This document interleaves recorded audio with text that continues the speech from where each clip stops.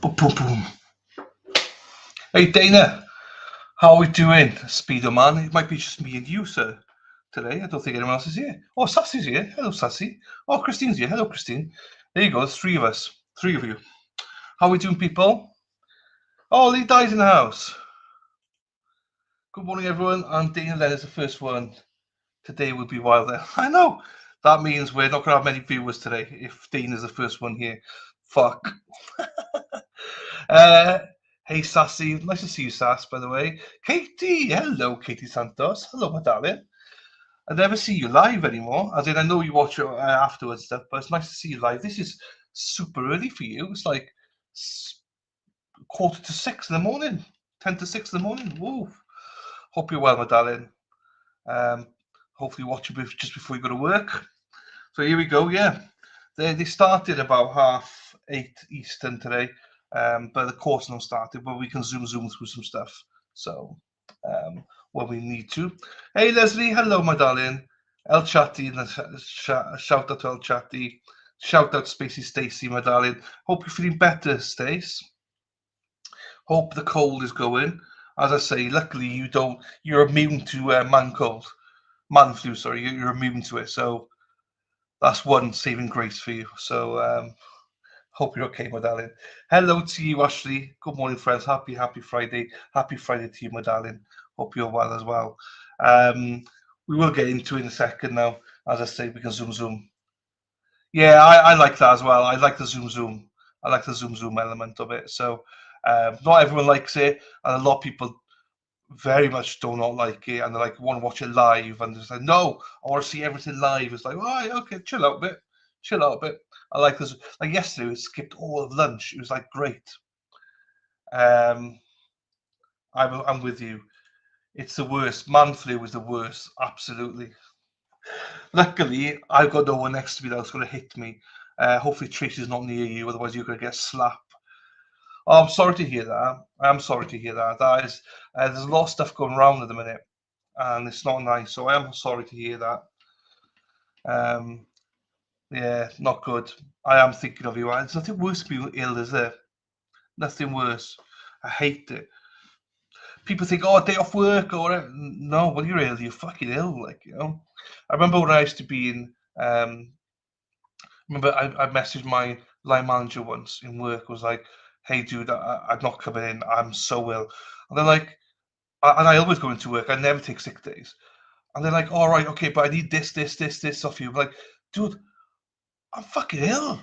If I could do all these things, I'd be in work. I just like people don't realize that. Like, you know, when you're ill, you're fucking ill. Like, you know, well, at least for me, I am. I'm sorry. Yes, exactly. Oops. Hope he's better. Looby. Na. Lube G, how are we? We've got we had Pixie, and she's from Australia, mate. She was here yesterday. She's gone back to watch day one as well. So hopefully she'll join us later on. Viv will be around. So we got some Australian contingent back, which is good. I always love the Aussies. Aussie. Oi. Thank you, Lady Di. Hey. I'd rather be sick at work and feel good when I'm home. Yeah, that would be ideal. Unfortunately, it doesn't quite work like that, unfortunately. But yeah, I agree with you. Hot Mama, Josie, hello to you. Welcome to the stream. Sit back and enjoy. If you'd like to support, here's how. Coffee, buy me a coffee over to the corner, or PayPal. That's always the best way if you do want to support. But don't worry, your support, just being here means the world to me. So yeah, thank you very much. Crystal, good morning to you. Hope you're well as well. Nice to see you, as always. Morning, friends. Morning, peeps. There you go. Hi, Sandy. Nice to see you, my darling. Lovely to see you as always. Katie, yes, watching you before work. Best way to start my day. Thank you, my darling. Not everyone would say that. You're too kind. But I appreciate you as always, my darling. Hope you're well. Let's start this off right. Oh, they die. Look at her. Hang on, I'm on day one also. I'll catch up. Just pop it. That's fine. Luby G, Pixie was as well, so don't worry. Luby, as always, I love seeing you, my darling. Thank you for popping in, even if it's. I love it. I love saying hello to people. So thank you, darling. Lady Di, hello to you, my darling. Thank you so much for the gifted memberships. Congratulations to Kathy Royce, True Crime Plus Scraping, Lindsay Hendricks, Moon Goodness, Dana Ellen, Gigi, Paula S, Kenzie Nana, Love to Crate, ASPR as well. Well, there's a few names there that we do recognise. So thank you so much for that. I genuinely mean that. Thank you from the bottom of my heart. Thank you so much, Lady Di, for that. I really do appreciate it. Top banana. Thank you. Well, that was a good start to the morning. I can say that to you now. Thank you. Robin G, riding through the glen. How are you, my darling? There you go. Morning to you. Morning, Robin G. Thank you. Moon got one. Yeah, Moon got one. Oh, there you go. It's another good start to the day. Hang on. I saw you in the Glarers chat. That's Robin G. Saw you in the Glarers chat. What was Glarer doing last night? Because he was there. Did he do a chat? Did he? Not chat. Stream from Dedham or something. Did he? Moon Goodness was a legend and went to see Penny. Moon Goodness is amazing. Right through the glen. Leslie, I'll get to you now, Leslie. I've seen what you've just sent me. Thank you for that. Christine, hello. Congratulations. Yeah, I've just seen it. I'm just sort of prepping up I am now. Leslie, thank you so much, my darling. Christine's very close to 500 members, so if subscribers. So if you have not subscribed to her, please support her. Christine, the one thing I'll say about Christine, right, people, if you don't know her, is she supports every content creator out there. And I'm not kidding. Like pretty much all content creators she supports. Some which I don't watch and stuff like that, but I know she's a member in pretty much every channel. So if anyone deserves your support, please support her. Just give her some subscription, because she genuinely does support all content creators that are like pro Karen Reid and stuff like that, pro Zach Anderson and stuff. So shout out to you, Christine. Thank you always for your support, not just for me, but for other people as well. I don't think you get enough credit for it. So thank you so much, my darling. I do really appreciate you. Thank you. Let me get this up now then. Hang on. Oh, let me get the music ready. See, you threw me in a loop now, Leslie. This is where, here you go.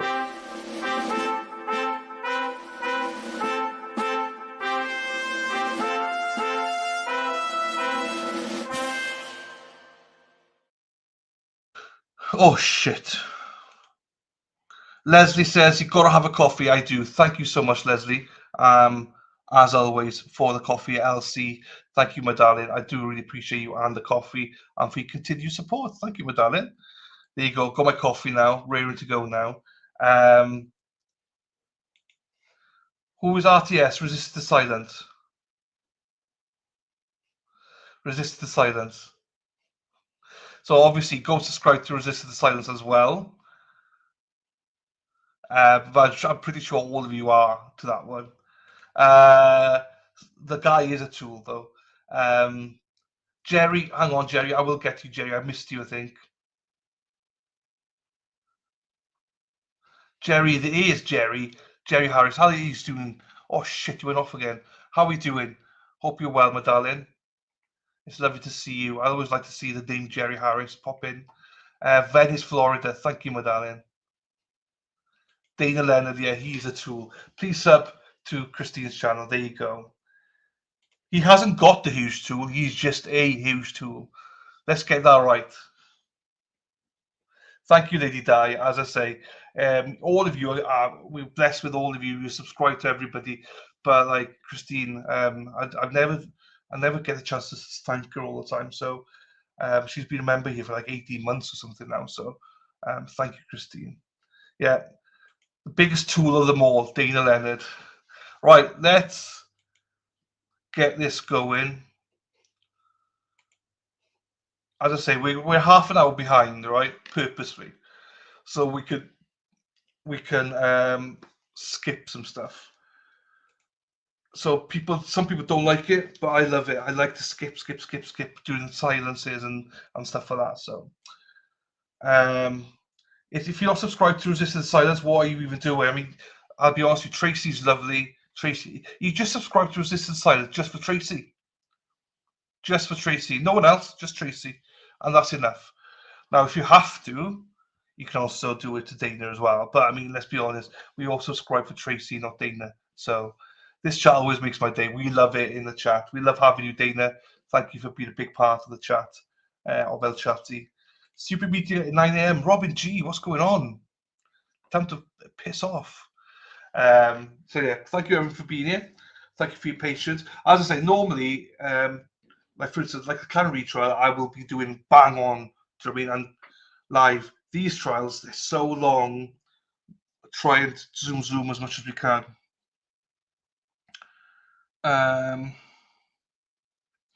During the lunch break today, I probably will play Peter Tragos' breakdown of Karen's hearing yesterday. I know some of you will have watched it already, but for the rest of you, I'll probably play that during the lunch break. It's about an hour and a quarter.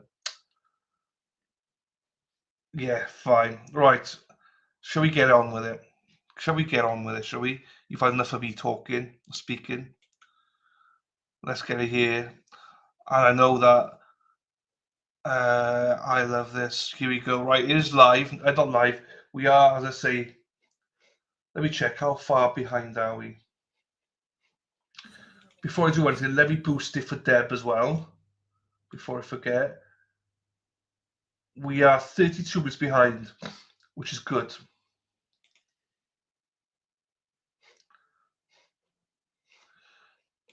Yeah, there you go. Obviously, sub for Tracy, not Dana, but you know, yeah, I subbed them ages ago as well.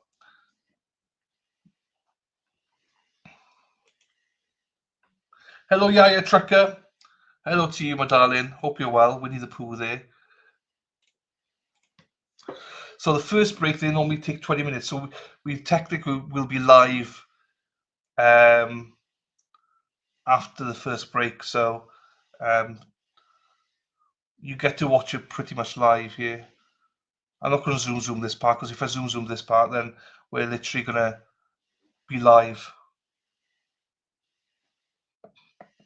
The court is muted. We have got the defendant back on the stand this morning. Yeah, well, I will zoom it, Lady Di. The problem is, this bit is, if I zoom this, we're live. Do you know what I mean? So it's a catch-22 situation. It's a bit catch-22.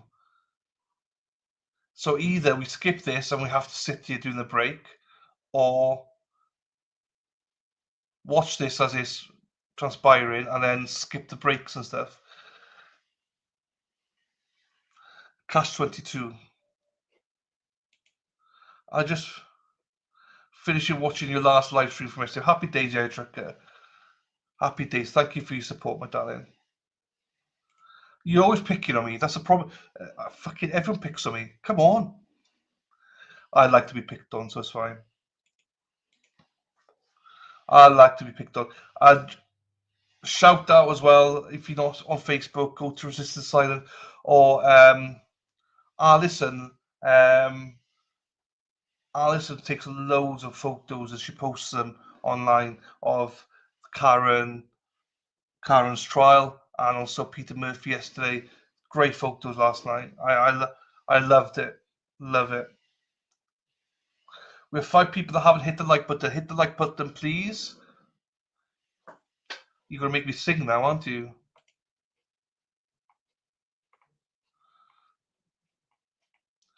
Where is this singing?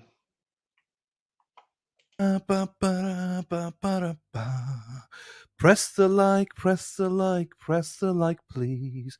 Press the like and subscribe. It would mean the world to me if you liked and subscribe. Like and subscribe, everyone. Let's fucking go. Let's fucking go, everybody.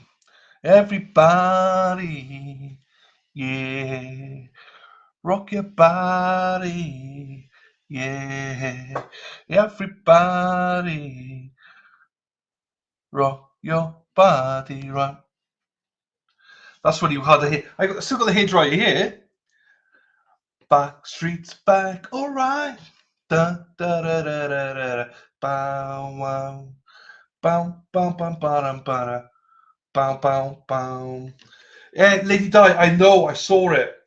I was going to cover it until I saw this trial.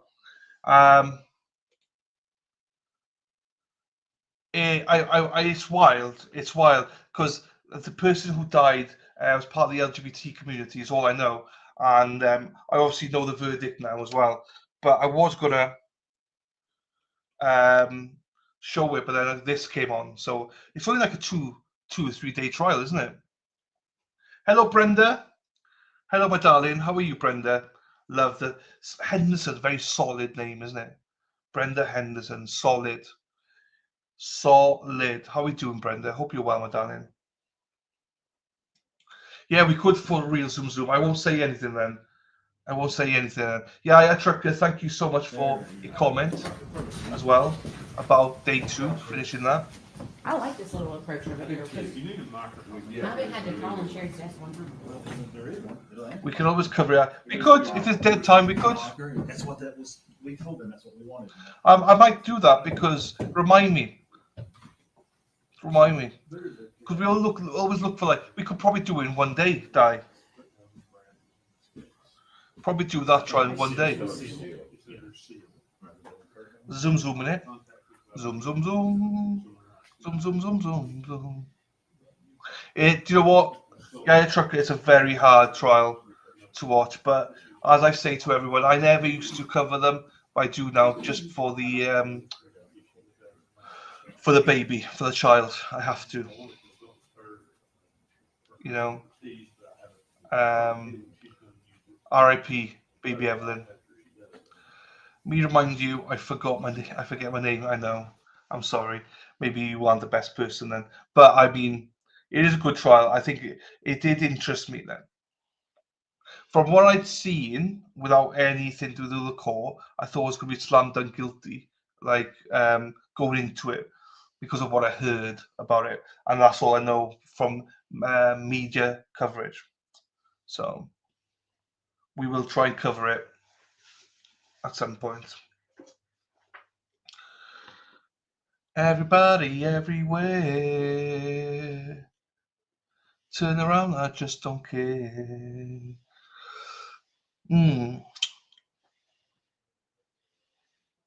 What else have we got going on? Oh, also, shout out to Lisa Reed, our very own beautiful Lisa Reed. She's going on a cruise on Monday, but she's flying out, I believe, tomorrow morning to go on the cruise. So she'll be away for a week on a cruise with a hubby. So, shout out to her. You know, I hope you have a great time, Lisa. I know she's probably busy right now, so yeah. It's always nice to go on a cruise, and I think they're going on a cruise, Sunday or Monday, during Super Bowl probably. I know I mixed on it, to be fair. I think the prosecution is exaggerating. Imagine that. Yeah, I need to look at the trial itself, see the evidence. I mean, so we'll do that. Lisa Reed, can you pack me in your bags, please? I don't think Lisa's here today. I think she's a bit busy. She's probably a little bit stressed out. I think her flights are like 4 or 5 o'clock in the morning, so she's probably a little bit stressed out right now, getting everything ready. My trip to Boston's like 3 months away. I'm stressing about getting luggage and stuff sorted. So I can only imagine for her the day to go. The only reason I stress for my luggage is because the airlines are so finicky about sizes of luggage checked in and stuff like that, and carry-on stuff. Like I got luggage, but they're like an inch over, and you know how, hey, an inch counts. Do you know what I mean? An inch. People might say an inch is nothing. I'm like, no. Every inch counts. Every centimeter counts. Let's not dismiss anything. That's my view on it. Anyone watch the trial of Florida about the kill that about the son that killed his mother?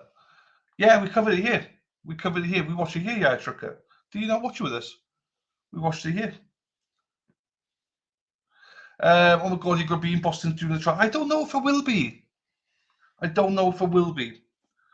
Because they say the trial's going to be like 4 weeks. So I may catch the tail end of it, may do.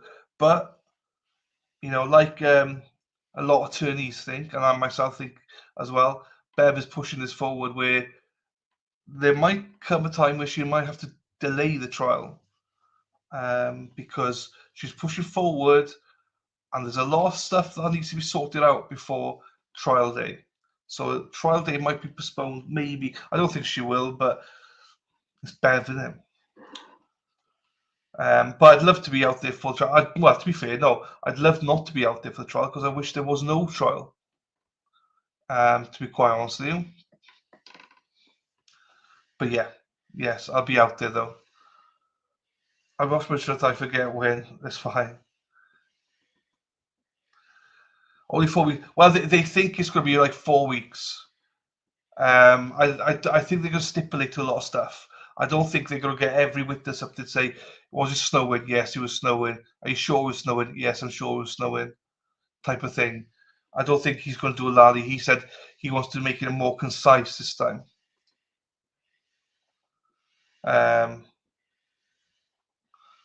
So that's what Brennan said. He wants to make it more concise. Yeah, when or if I fly, I would be nervous too about luggage because it has been so long.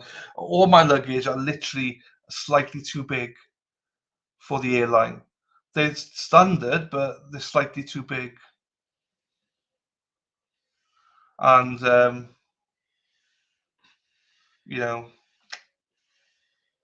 I hate that. Because I say it's only an inch too big, but we count every inch in this household. Count every inch. Trust me. Your dad's a pilot. Wow, that's amazing. Katie's like, laugh my ass off. I think he's going to kill again, in my opinion. I don't know. I try not to think about it. You know, he may do. I don't know. I don't agree with the verdict. I think he was guilty personally, but the jury's spoken. I hope he changes his life around. I hope he does seek help, and I hope, you know, he's been blessed. So I hope he uses this opportunity to do good in the world.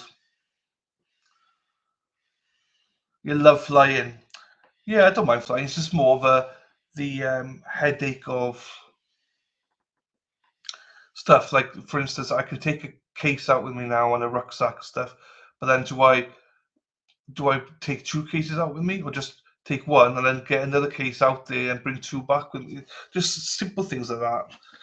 I just fucking, my OCD just fucking doesn't let me think straight sometimes.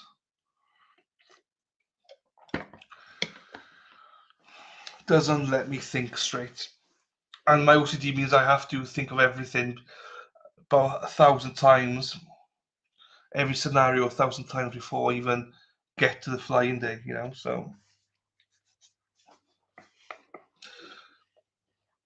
The jury, I think, is going to be shocked when they hear they killed his father. I think they know. They definitely know that he killed somebody. And I think Lady Di is right. I think they slipped up during court and said that is a father. Because I do remember him saying the father killed the father. Whether they picked up on that, I'm not sure. But ultimately, they can't do anything about that. They can only go with their evidence, you know. So if they, it's the same with everything. If you can justify it in your own head, then you've done your job. But you have to justify it to yourself, you know. So, you know, I don't know. I see so many people out there. It goes back to this old saying, right? Of we say it all the time. I'd rather see 10 guilty people out on the street than 1 innocent person in the street. I just see so many innocent people being, you know, convicted all the time, day after day after day after day after day. That if 1 guilty person walks, I'm okay with it. I mean, it is what it is. Do you know what I mean? I just want us to stop convicting innocent people. That's what I wanted to stop. Yeah, exactly, Lan. He basically won the lottery. Hope he uses wisely. He has to. I mean, he's got like a 3rd chance now. Like, he still can be brought to put charges in Oklahoma for his father's death. But if they've not brought it up yet, I don't think they're going to. Do you know what I mean? So, but you know, watch this space. They may do. I don't know. We just don't know, do we? But yeah, I didn't agree with the verdict, but at the same time, I'm just like, I'm over seeing innocent people in prison. I'm over it. You know, there's too many people in prison. So yeah, a guilty person just walked. Stinks, yeah, but how many innocent people are in prison right now? Oh, this is why sometimes I hate trials and juries and stuff. So,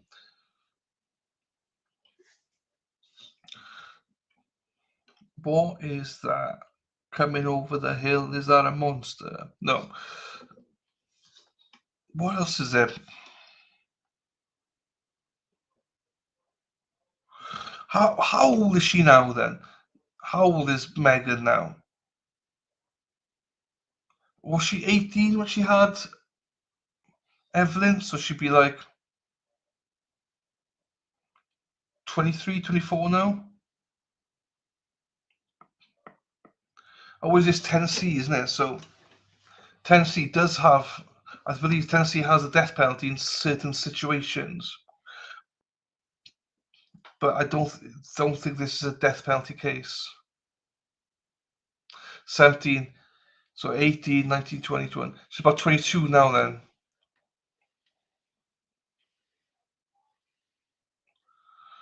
22-ish. You know, she's going to spend the rest of her life in. Well, I'm not sure what the punishment is, what sentencing is for this. Is it life without parole? Is it like 30 years? Is it? I don't know.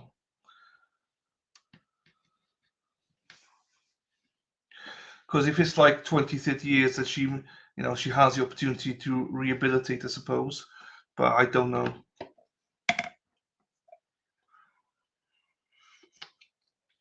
I don't know how you rehabilitate from this, to be quite honest with you.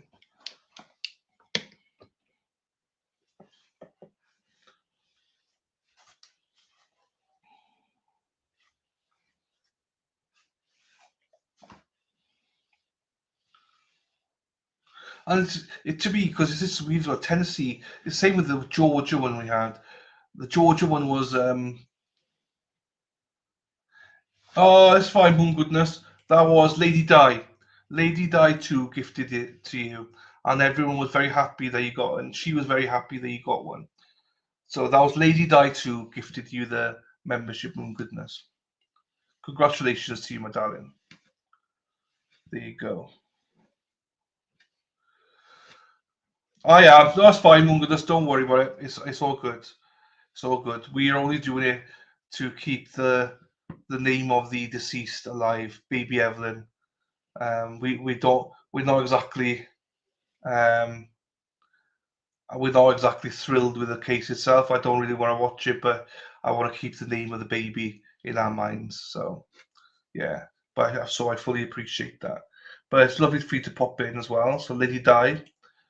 Okay, I guess I've got to renew with a sticker. Oh yeah, thank you. If you do renew, happy days. But thank you, mum goodness. But you're okay for a month now, so thanks to Lady Di too.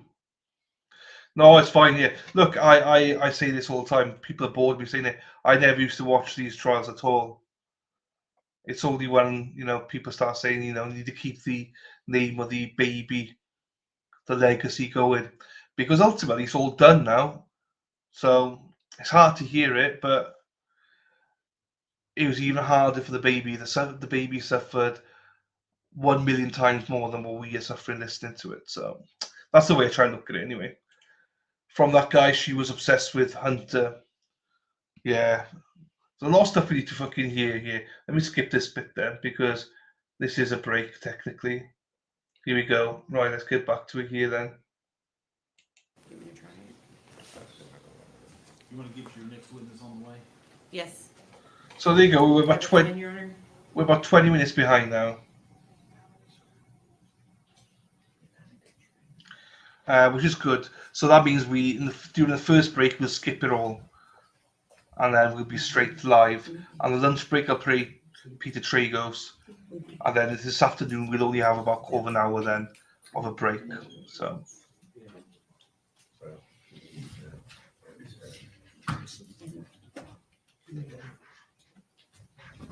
Nothing?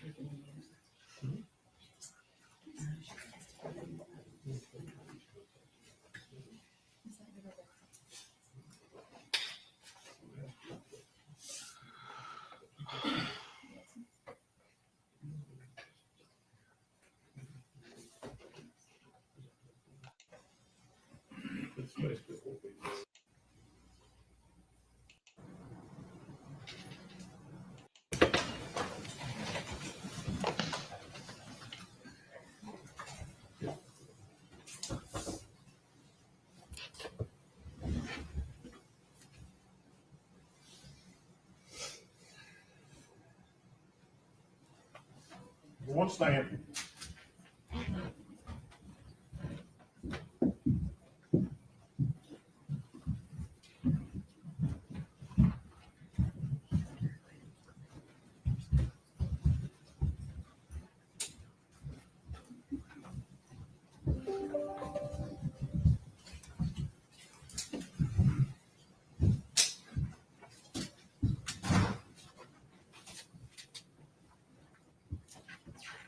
Maybe seated, thank you.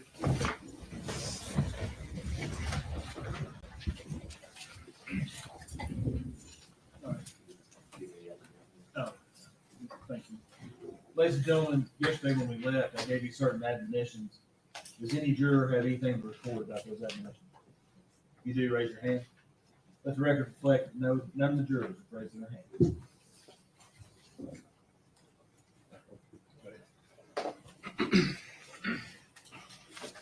Good morning, Ms. Hawkins. Good morning. I personally apologize that we've had to carry you over to the second day. I know that's hard for you. Mhm. Certainly wasn't purposeful. I want you to know that. We heard a lot of testimony yesterday that you were one of Megan's closest friends. Would that be a fair statement? Yeah. And that you had known her for some time, even through high school years, Mhm. before Evelyn was born. Yes. Okay, yeah. And I imagine that you got to know Megan quite well. Mhm. And you were around when Evelyn was born. Mhm. Spent a lot of time with Megan and both Evelyn, Mhm. the first year of Evelyn's life. Would that be a fair statement? Yes. And during any of that time in those 12 months, first 12 months up to Evelyn's first birthday, did you ever see any signs of abuse or neglect on Evelyn? The only thing that I ever really noticed was every now and again I would look back and she wouldn't be buckled up correctly, but we would just buckle her up. Understand.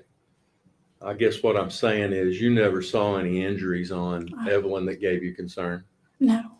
You never saw anything on Evelyn. She appeared to be thriving well. You didn't have any concerns that she wasn't being fed or cared for. No.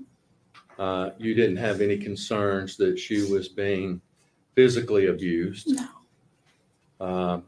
And I imagine, regardless of your relationship with Megan, had you suspected those, it's quite clear yesterday from your testimony you loved Evelyn, you wouldn't have stood for that regardless of your relationship with Megan, would you? No. Okay. And in this time that you were spending with Megan, did you ever hear Megan say or indicate that she didn't love Evelyn? No. Did you ever hear Megan say or indicate that she no longer wanted Evelyn and would maybe consider giving her up for adoption. No. Did you ever hear Megan say that Evelyn was an inconvenience on her life? No. You're familiar with Megan's background and her family situation. Mm-hmm. You're aware that Megan was in foster care, correct? Yes. And you're aware that Evelyn was born while Megan was in foster care. And would it be fair to say that the one consistent love in Megan's life was Evelyn Yes. above everything, her family? Yeah. Judge, we're going to object to her being able to get into the defendant's head on how she's feeling about people in her life. The way the question's phrased, I'll sustain. Thank Okay. you. Well, were you aware that Megan had some fractured or broken relationships? Yes. Did it appear that Evelyn was the one constant thing that brought Megan joy? Yeah. Okay.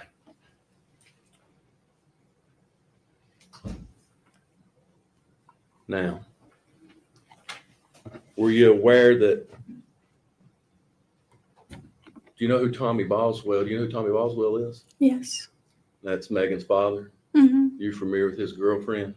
Yeah. Do you have personal knowledge that Tommy's girlfriend wanted to spank Evelyn? Objection.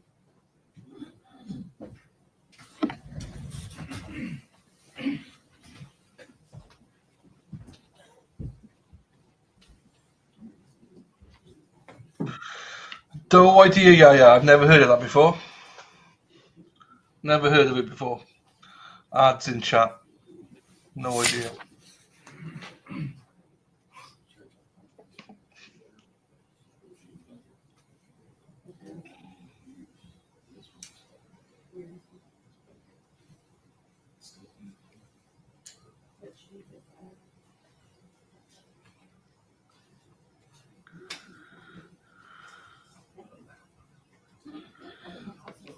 I think the defense is that somebody else helped or someone else got rid of the baby.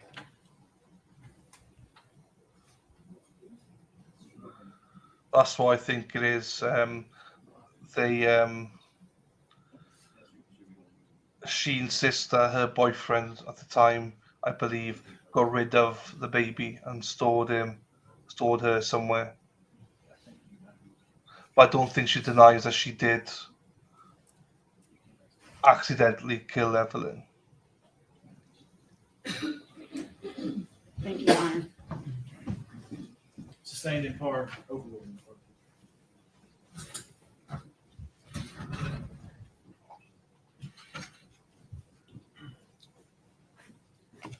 part. Ms. Hawkins, in all the time that you spent together with Megan, Megan, did you ever see her spank or hit Evelyn? No. Judge, that's all the questions we have. Be direct. No, nothing, Your Honor. She's free to go. Judge, I don't oppose that. I can have just 1 second.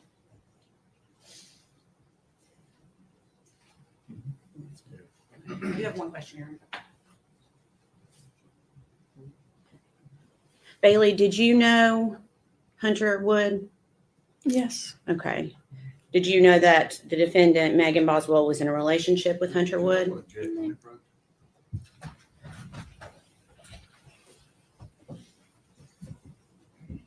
Oh, cheapers. There's a lot of sidebars here.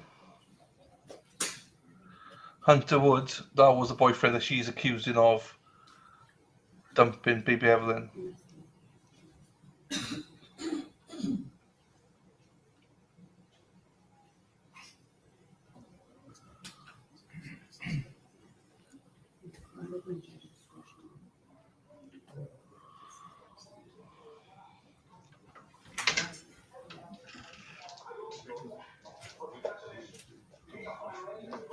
Vote.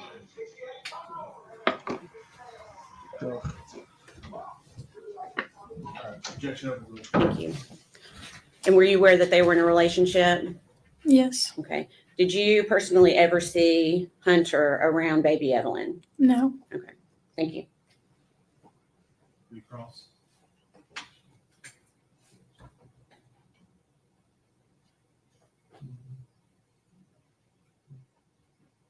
None, Your Honor. She released from her subpoena. Yes, Your Honor. Ms. Hawkins, thank you for your testimony. You're released from your subpoena. You're free to go. All right. Thank you.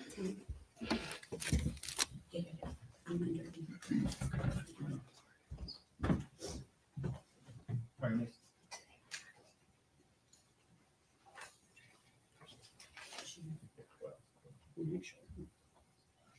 One second. The state would call Crystal Crawford. What was that last name? Crawford, CRAWFORD. I Compo, how are you doing today?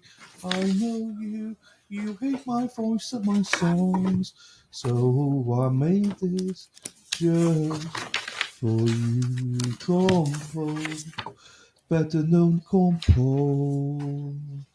Thank you to Robin G for making that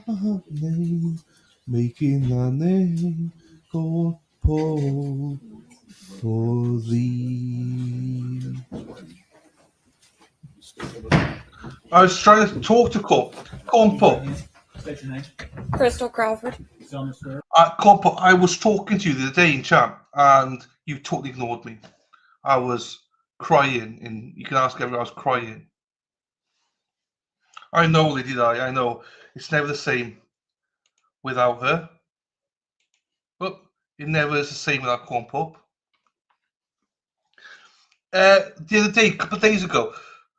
So hello Tim, Space Coast. Hello to you. I was here the other day, right? Because I went for my CPAP test, my sleep apnea test. I was telling you all about it. It's like, Compo, I've had my sleep apnea test. I took it back in the data, and they said that the first part of the data I have severe sleep apnea. So I wanted to let you know that it's likely that I'm going to be having the machine. Well, they said I'm going to be having the machine in a few weeks' time. So good news. So I thought you would want to know. So there you go. Right, you go. Upon testimony you're about to give will be the truth, all truth, and nothing but the truth. Yes, sir. I'll see that.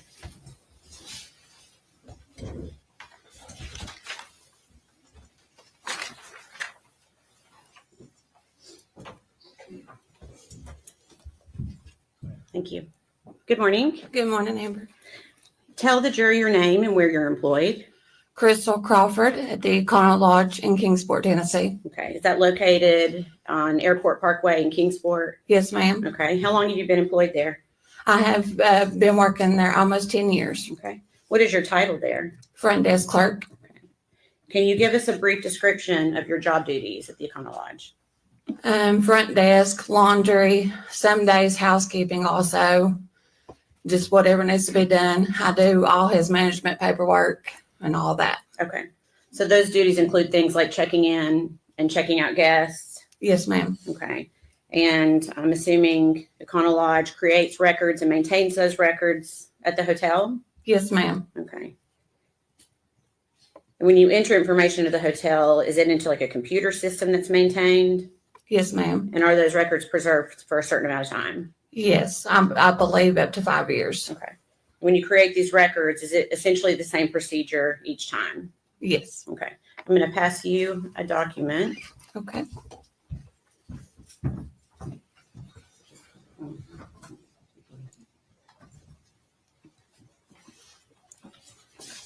You could take a look at that and see if you recognize it.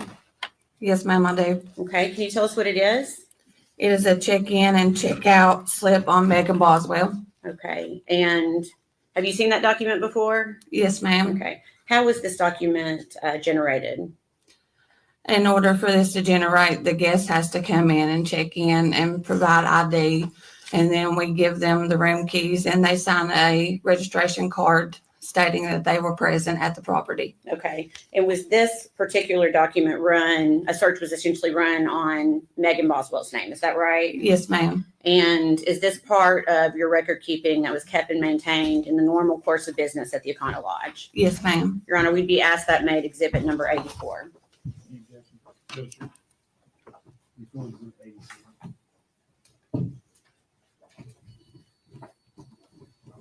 Thank you.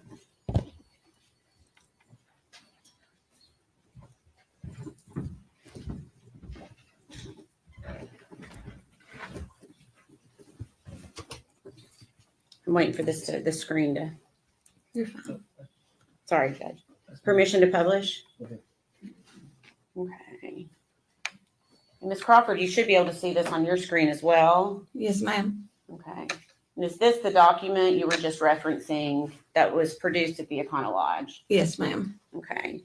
You recognize Megan Boswell's name as having been at the Econo Lodge on 3 dates in 2019 and 1 date in 2020. Yes, ma'am. Okay. Can you tell the jury the dates that Megan Boswell checked in and out of the Econo Lodge in 2019? She checked in on 10/11/2019, checked out on 10/12/2019, checked in on 12/14/2019, checked out on 12/15/2019, checked back in on 12/15/19, checked out on 12/16/2019. Okay. And then she had one more, it looks like on January 6, 2020. Is that right? Yes, ma'am. And if I could please have exhibit number 83 passed to the witness, please. It's Would you like to see Oh. next? That's the.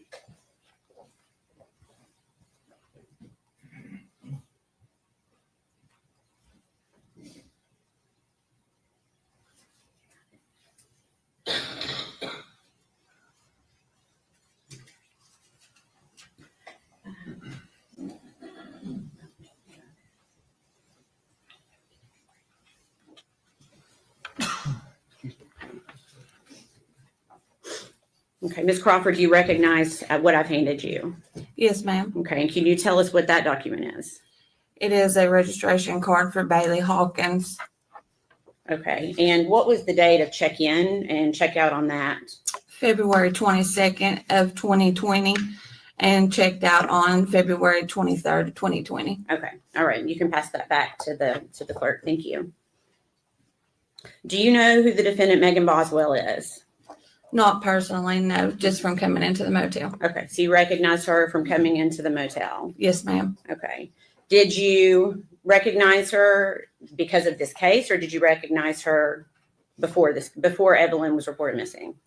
No, she came into the motel a few times before I ever even knew that her baby was missing. And of course, I didn't speak to her very much in the first couple of times she stayed. But after a couple of times, the guests get familiar to you. So I did spark up a conversation with her. I think it was around the third time of her staying there. Okay. And you recall her staying at the Econo Lodge during those months that we just went through of December 14th and December 15th, which would have been, I guess, that third day, December 15th Yes, ma'am. of 2019. And did you talk with her at all during that time? Like I said, about the third time, Okay. I spoke up, a conversation with her probably for about 20 minutes or so, maybe a little longer than that. Okay. Were you aware that if she had a child? Not until the third time Okay. And how were you made aware that she had a child that third time? because of the conversation we were having. I can't really remember a lot of details. It's been so long ago, but I can't remember if she brought it up or I brought it up. I really can't remember. Okay. And what did she say about her child? She told me that she was with her father. Okay. So is it fair to say you never saw Evelyn at the hotel with Megan Boswell? No, ma'am, I never saw her. Okay.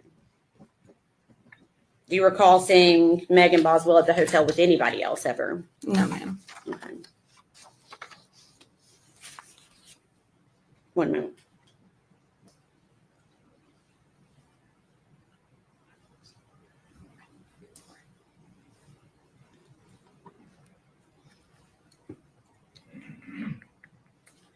During the times that you saw the defendant, the 2 times in December and the 2 times in January, did she ever appear to be crying? No, not that I can remember. Did she ever give appearance of being scared or worried? No, ma'am, not that I can remember. Did she ever express any concern to you about the safety of her daughter? No, ma'am, not that I can remember. All right. Please answer any questions the defense has for you, okay? Yes, ma'am. No questions, Ms. Williams. All right. Ms. Crawford, thank you for your testimony today. You're released from your subpoena, ma'am. You're free. Thank you.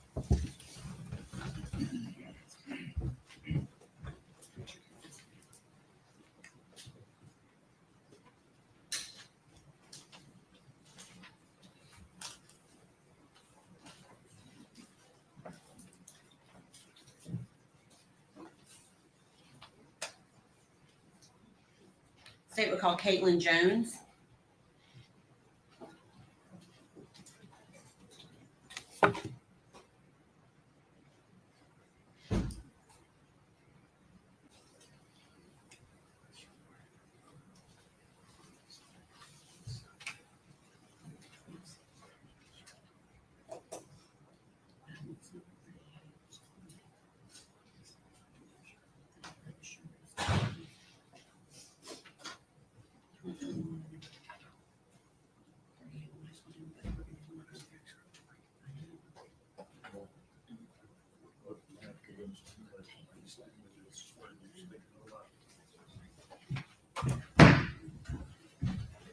Raise your right hand, ma'am.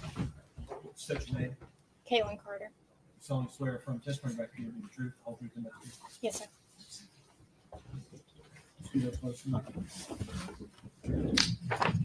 Good morning. Good morning. I just realized I called you Caitlin Jones. You are now Caitlin Carter. Is that right? Yes, ma'am. Okay, I apologize. Okay, so you told the jury your name. Where do you live? Kingsport. Okay. Do you know the defendant, Megan Boswell? Yes, ma'am. And how do you know her?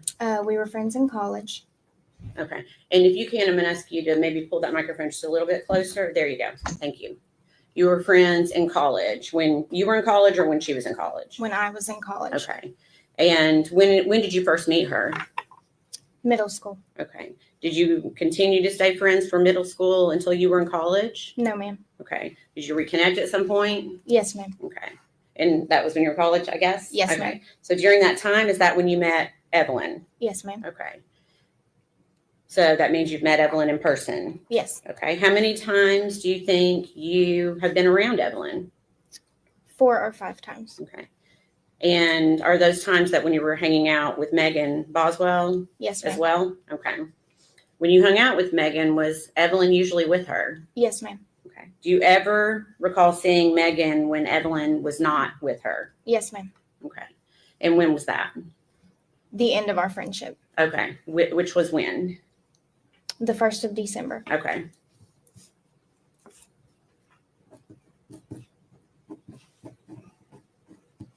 So then you're saying you saw Megan without Evelyn the 1st of December. Yes, ma'am. Okay. Prior to that, well, let me rephrase. Before, when you say the 1st of December, do you mean the first day of December or do you mean the first part of December? The first part. Okay. I just wanted to make sure we were clear on that one. Okay. So prior to the first part of December, do you recall ever seeing the defendant without Evelyn? No, ma'am. Okay. Do you recall going to Chili's with Megan Boswell at one point? Yes, ma'am. Do you remember when that was? The end of my college semester. Okay. And do you know when that would have been? Around the 1st of December. Okay. Who was there when you went to Chili's that day? Me, Megan, and Evelyn. Okay. Anyone else? No, ma'am. Okay. Did you sit at a table or a booth? Booth. Okay. And did you sit beside anyone? No, ma'am. So Megan and Evelyn were on one side of the table and you were on the other. Yes, ma'am. What was your impression of Evelyn that day? She was dirty, and I could smell her across the table. Okay. Have you been around babies before? Yes, ma'am. Okay. Was she beyond what a normal dirty baby would be? Yes, ma'am.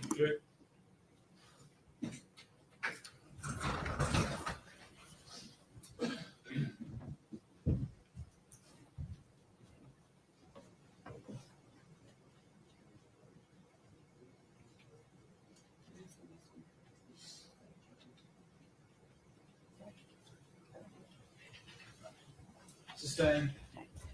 You said you've been around other babies. Is that correct? Yes, ma'am. Based on your personal experience with other babies, did you consider Evelyn dirtier than what your experience was with other children? Based on my personal opinion, yes, ma'am. Okay. And can you tell us how? Can you describe it for us? Her face and hands were dirty, and her clothes were dirty. Okay. Do you recall when Megan started working at the chicken shack? Yes, ma'am. Okay. And do you recall if she was dating anyone when she started working at the chicken shack? Not when she started. Okay. When did she start dating someone shortly after? About a week or two after. Okay. And who was that? Hunter Wood. Okay. So around this time, did you notice anything different about the defendant, Megan Boswell? Yes, ma'am. Can you tell me what you noticed? She was spending a lot more time with the gentleman and not Evelyn. Okay.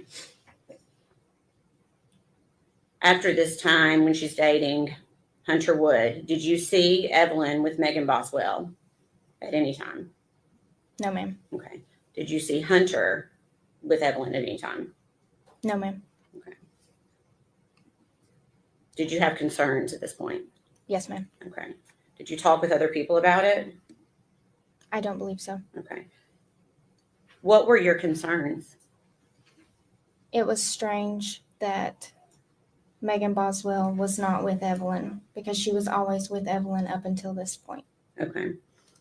Did you notice Megan doing things without Evelyn? Yes, ma'am. What types of things? Usually things that you would take your children, such as vacations, going to the aquarium.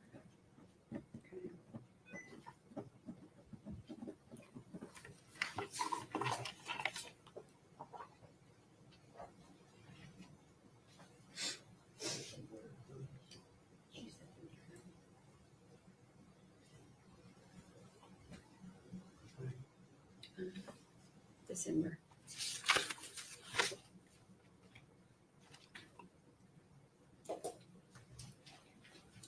I'll pass you 2 photographs. Thank you. Take a look at those and see if you recognize them. Yes, ma'am, I do. Okay, can you tell me what it is? Megan sent me those when her and Hunter and a few other people went to the aquarium. Okay, and so you got those personally sent to you from Megan. Yes, ma'am. Okay, and what is a photograph of? Megan and Hunter Wood at the aquarium. Okay, Your Honor, we'd ask that to be made exhibit number 85.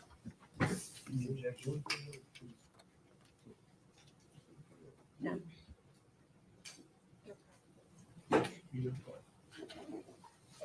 Judge, I would say that these photos are cumulative. They're essentially the same photos. If the court wants to admit them, but I would note they're cumulative.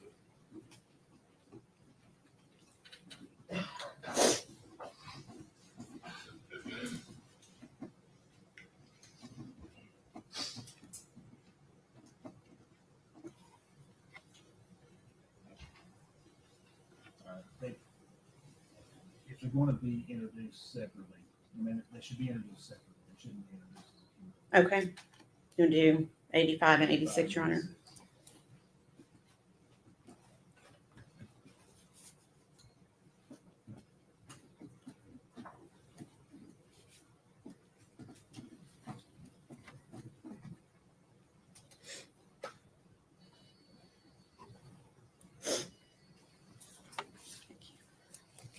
Permission to publish, Your Honor.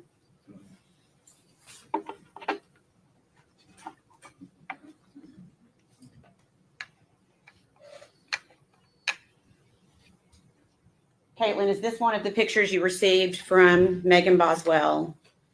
It was it via text? Yes, ma'am. Okay. And did she indicate that Evelyn was with her that day? No, ma'am. Did she send you any pictures of her with Evelyn that day? No, ma'am. Did she seem to be upset at all that day when No, she ma'am. sent you these pictures? Okay. Did she also send you this photograph from that same day? Yes, ma'am. Okay, and can you tell me what the date is that's behind her on the photograph? Can you read that? On the top, Yeah. it says 2019. Okay. And you may not recall, but if you do you remember when those photographs were sent to you? I do not recall. Okay. Would it have been after early December?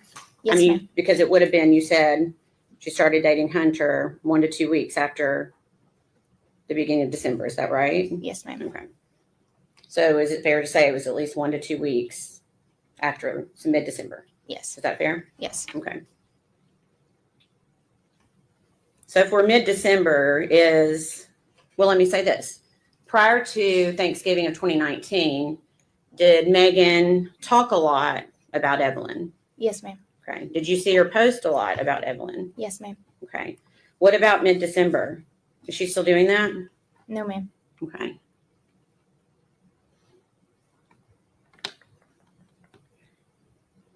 At some point, did you ask her where Evelyn was?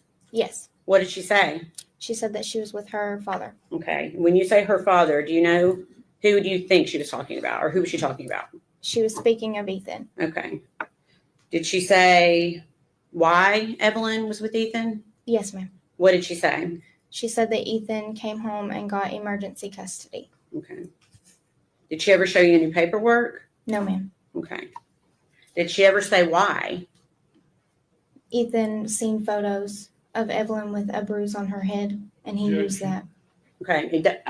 And the defendant told you that? Yes, ma'am.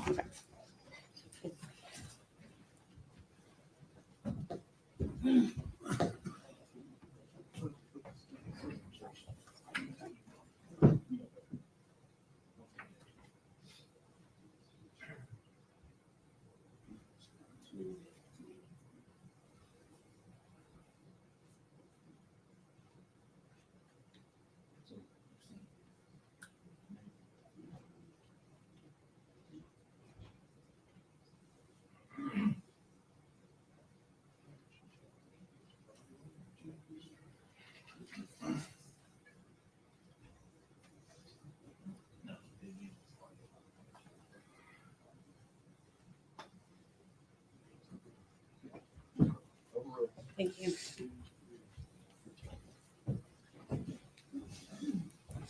Okay. So we're going to go back to that. Did Megan say why Ethan had taken emergency custody of Evelyn? Yes, ma'am. And what did she say? She said that Ethan had saw photos of Evelyn with a bruise on her forehead. Okay. You said she never showed you paperwork of custody. No, ma'am. Okay.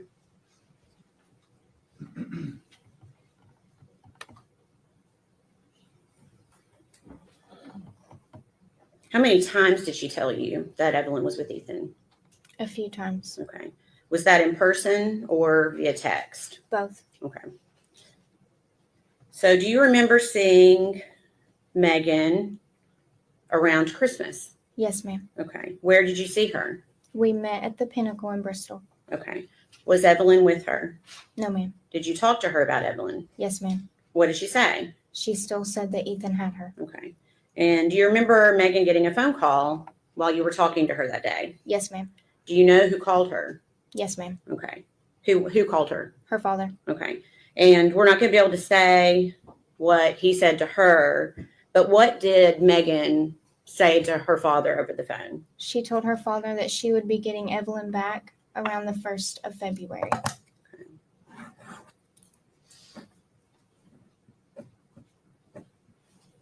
Okay. During this entire time, did Megan ever seem upset? No, ma'am. Did you ever see her cry? No, ma'am. Did she seem worried about Evelyn? No, ma'am. Did she ever seem concerned about Evelyn's safety? No, ma'am. Please answer any questions the defense has, okay? Okay.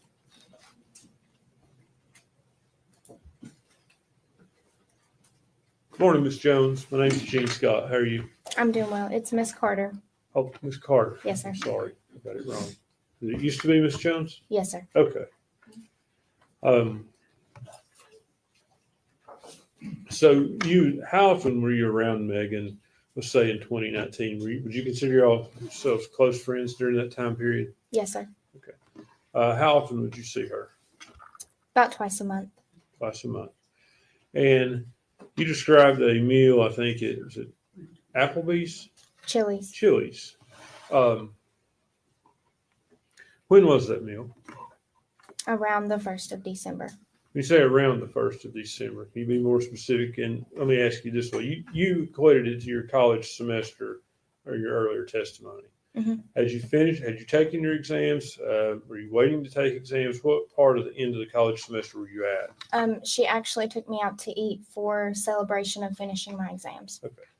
So the exams were in December. Yes, sir. That's typical, I think, of a college schedule, isn't it? Yes, sir. So this would have been sometime, say, after the 5th or 6th, maybe? I would say so. Okay. Do you know what day of the week it was? I do not. Would have been a weekday. Yes.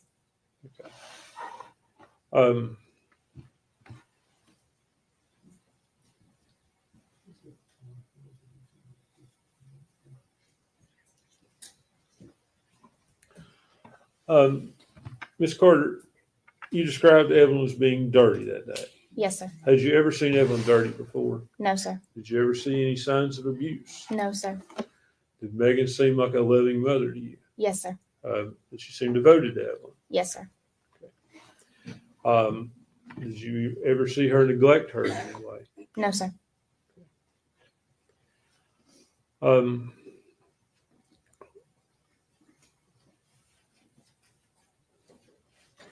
Would be fair to say that at some point your friendship with Megan ended? Yes, sir. When did that occur?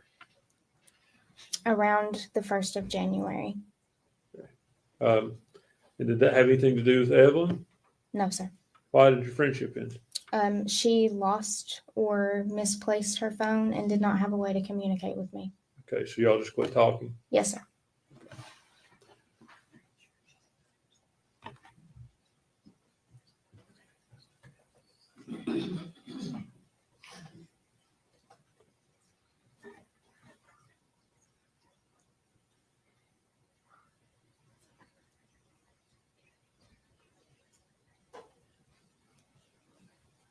Ms. Carter, just so we know,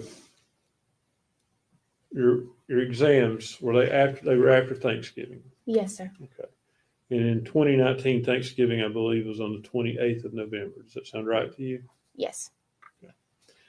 So your exams would have been sometime the first week of December. Monday was the 2nd of December. Does that sound correct? Yes. Okay. How many days would your exams been? That whole last week of college. Okay. So the last day of that week is the 6th of December. Is that on That's Friday? a Friday. Okay. Okay. Would that have been the day your exams ended? Yes. Is that the day you ate? I cannot recall. You said you ate it. Did you eat on the last day of exams or just after the last day of exams? It was the last day of exams. Okay. So if the last day of exams were on the 6th, it would have been on the 6th. I guess I'm gonna ask if he wants to, we need to probably check that schedule so she doesn't get confused on the day that she's talking about. Judge, can we approach?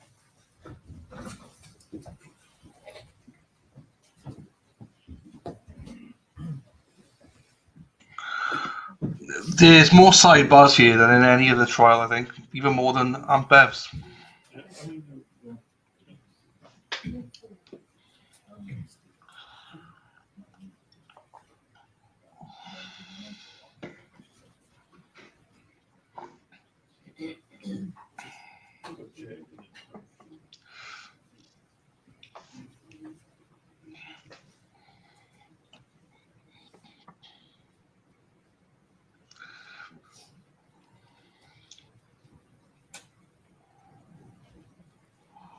Oh.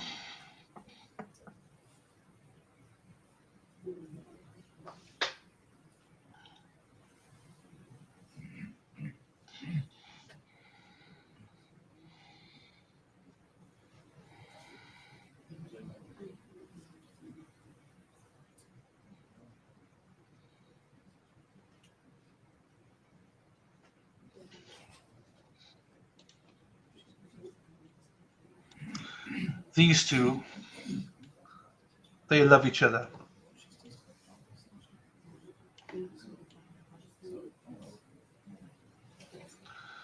This guy's a third wheel. Ms. Carter, you were certain that the meal was after your exams, correct? Yes, sir. And you're also certain that the exams were after Thanksgiving. Yes, sir. No doubt in your mind? No, sir. You have no memory issue with that? No, sir. You just can't remember what day in December it would have been? Yes. You would agree with me that your exams were definitely in December. Yes, sir. And do you know for sure they ended on Friday? Yes. Okay. So it would have been the first Friday of December. It was before Christmas. Do you think they ended the first week of December? Maybe the second. So they could have ended, the meal could have been no earlier than sometime the first week of December, or maybe even into the second. No, sir. Okay. Do you have any difficulty in remembering that whatsoever? No, sir. Thank you. Redirect, Your Honor.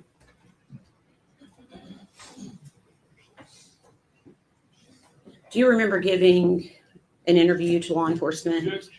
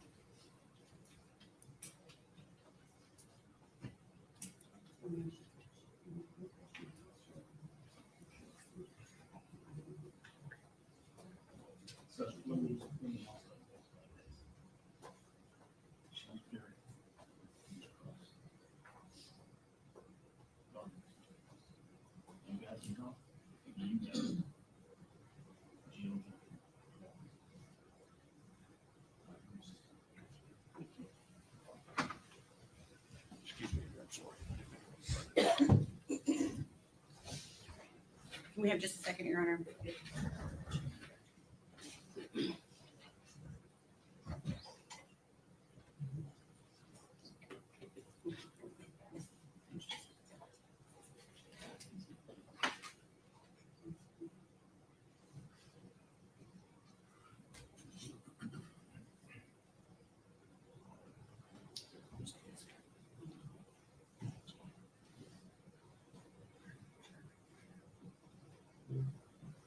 Hello, Sue. Hello, another CG. Hello, Young. Hello, Dennis Sweeney. Caitlin, do you remember the last time that you saw Evelyn? Yes, ma'am. Okay, when was that? It was the day we went to Chili's. Okay. And I know Mr. Scott was throwing a lot of dates out at you. How do you, let me ask it this way. Was that before or after Megan started working at the Chicken Shack? That was after. Okay. How long after? 3 or 4 weeks. Okay.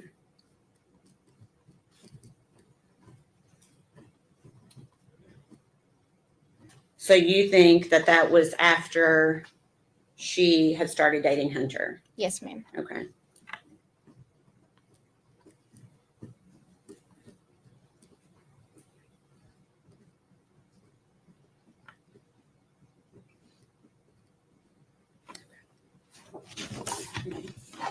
That's all the questions I have. No, sir. Is she released from school? Yes, sir. Yes.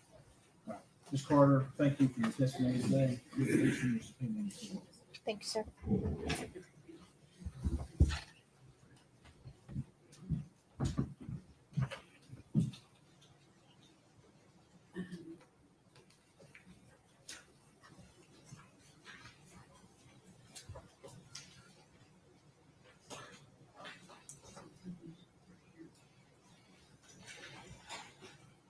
Say it called Gail Kite.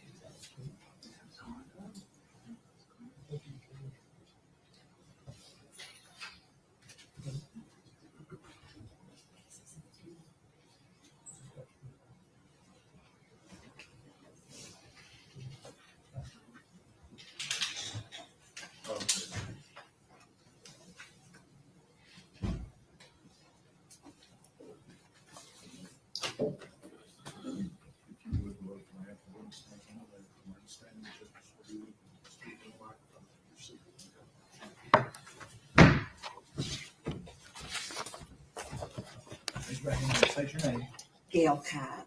You solemnly swear affirm testimony about to give to be the truth, the whole truth, and nothing but the truth. I do. Have a seat right here. Okay. Good morning. Good morning.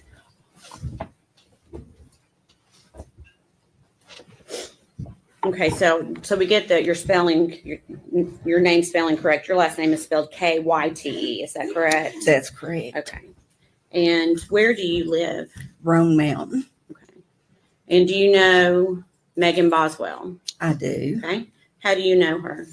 I was her foster mother for 4 months. Okay. Do you know what year that was in? 2018 to February of 2019. Okay. Do you know how old Megan was when she came to live with you? 17. Okay. And do you see her in the courtroom today? I do. Can you point her out to us, please? Okay. And I'm going to ask that you describe what she's wearing, please. Looks like a black and white shirt. Okay. We'd ask the record to reflect she's identified the defendant. Were you also living in Roan Mountain during 2018? I was. Okay. Was Megan pregnant when she came to live with you? She was. Do you may not, but do you recall how far along she was? 7 months. Okay. And do you remember when Evelyn was born? I do. Okay. What month was that? November Of 2018? 2018. Okay. And did Megan and Evelyn continue to live with you during that time? They did. Okay. Did Evelyn appear to be developing normally? She did. Okay. I'm assuming you have children of your own. I do. Any concerns, based on your own personal experience, that you had with Megan caring for Evelyn? No, Okay. Everything seemed to be appropriate? it did. Okay. And did Megan take Evelyn to all of her pediatric appointments? Yes, How did she get there during the time she was living with you? I took her. You took her? Okay. To your memory, did you take her to all of those appointments? While she was living with me. Okay. Yes. Okay. And I think you've already said they lived with you about 4 months and she moved out in February 2019. Is that right? That's correct. And do you know where they moved? To her father's home. Okay. That'd be Tommy Boswell? Yes, Okay. Did you continue to have contact with her after they moved out? I did. Okay. How did you keep in contact? Most of it was Facebook, texts, calls. Okay. And do you remember Megan bringing Evelyn to visit you in September of 2019? I do. Okay. And would Evelyn, so she wasn't quite 1 year old at that point, is that right? That's correct. Okay. Was Evelyn walking yet? She was toddling. Okay. So still occasionally holding on to things, but letting go occasionally, or did she wasn't letting go yet? She was letting go. She was taking a step or two on her own. Okay. And again, this is right before, 2 months before her first birthday. Did she appear to be developing normally? She Did did. she appear healthy? She did. Okay. After that visit in September, do you remember Megan contacting you regarding babysitting? She did. Okay. And do you remember when that was? What month that was? She reached out to me several times. The first time was in August. She was wanting to go to school. Okay. And then she reached out to me, I want to say again, towards the end of December. Okay. Let's see here. Okay. I'm going to show you a document to see if that helps you with your date a little bit.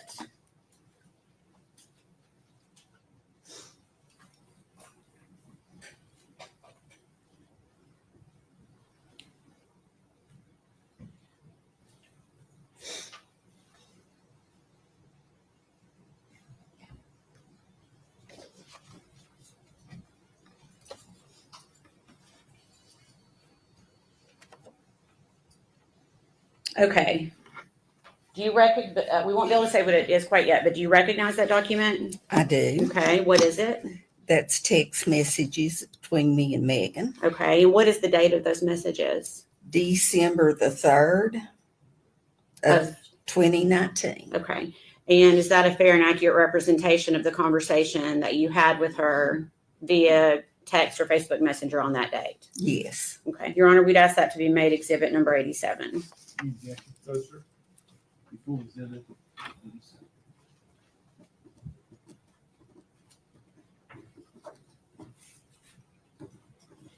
And permission to publish, Your Honor.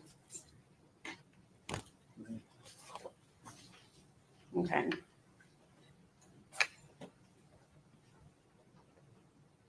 Okay, Gail, can you read that okay? I can. Okay. So is this one of the times that Megan was looking for a babysitter? It was. And what did she say to you there on December 3rd, 2019? She says, do you think your sister would babysit and let me pay her at the end of the week? I just got a job and won't get paid until next week. I just started today. Okay. And I told her, yes, I knew she would. Okay. She said, what's her number? Sometimes, mommy gets sick and she already keeps her for school. I talked to her. She said that was fine. Okay. So essentially she's indicating that Sue can babysit. Is that right? And Sue is your sister? She is. Okay. And then what do you say to Megan? Sue wants you to call her. She wanted to know if you had a pack and play you could bring. Okay. And what does Megan say? I'm at work. Yes, I have one. Okay. Does that help refresh your memory a little bit on the date? It does. So it would have been early December, not late December? Correct. Okay. Now, is there a reason you were not able to babysit? I had broken some ribs. I had 2 broke ribs. Okay. And so you essentially gave her the name of your sister, Sue Whitson. Correct. Where does Sue live? Or where did Sue live at the time? In Elizabethton. Okay. Does she still live in Elizabethton? She does. Okay. And to your knowledge, did Sue, in fact, babysit Evelyn a few times? She did. Around the same time, do you remember talking to Megan about, excuse me, a new boyfriend that she had? I do. Do you remember what that boyfriend's name was? Hunter Wood. Okay. And did Megan ever reach out to you about Hunter Wood? She did. Okay. And do you remember when that was? December the 22nd. Okay. How do you remember that date? It was a Sunday. There was a church play, and we were getting ready to go, and she wanted me to meet Hunter. Okay. And I told her that we were getting ready to leave for church. So she said that they would meet us at the church. Okay. What type of play was it at church? A Christmas play, Okay. children's Christmas Okay. play. And did Megan and Hunter actually come to church that day? They did. Did they have Evelyn with them? They did not. Did you ask Megan where Evelyn was? I did. And what did she say? She told me that Ethan had her, that they were sharing custody. Okay. Did she appear sad when she told you that? She seemed fine. Okay. Did she act like anything was wrong that day? No. Okay.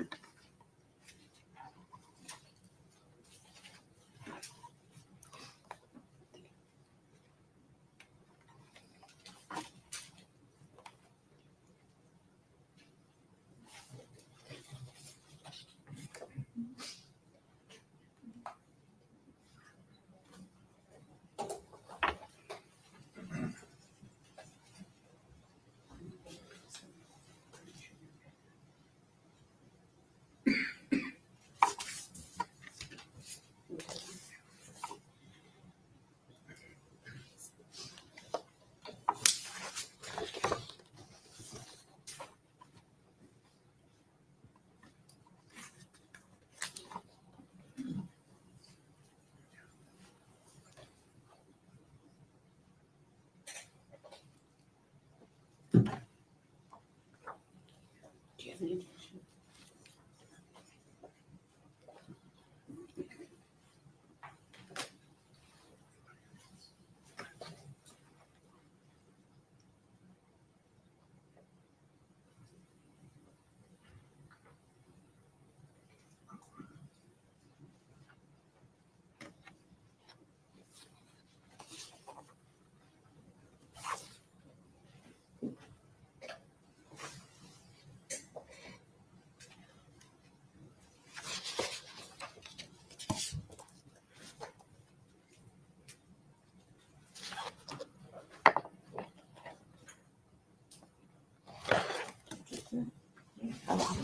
I'm sorry. I'm sorry. I thought they were discussing it.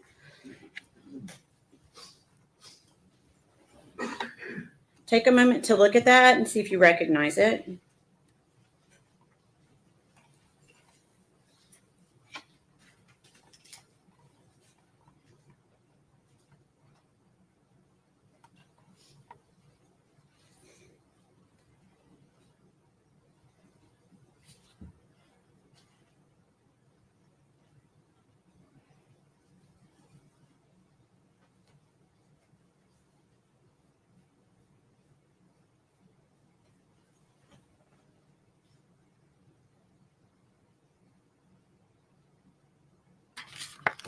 Do you I recognize do. that? Okay. Can you tell me what it is? It's text messages between me and Megan. Okay. What date were those messages sent?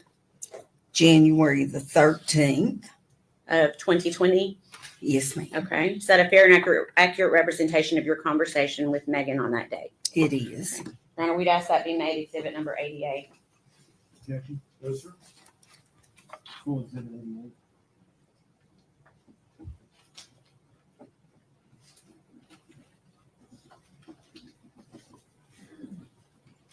Permission to publish?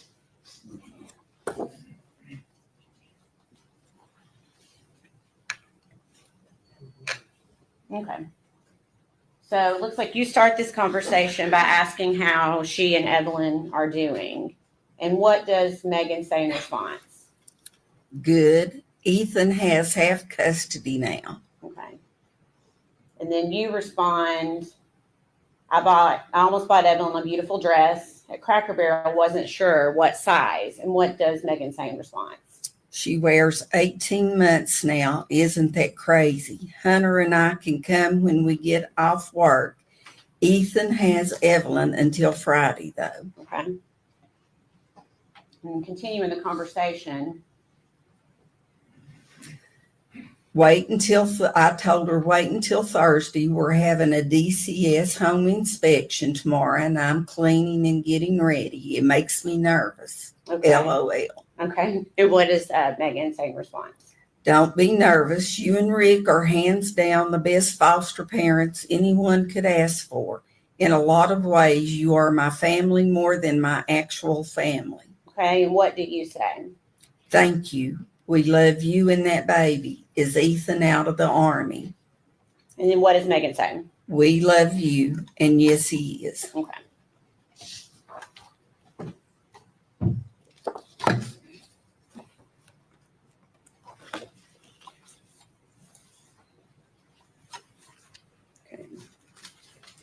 We're going to move forward to February of 2020.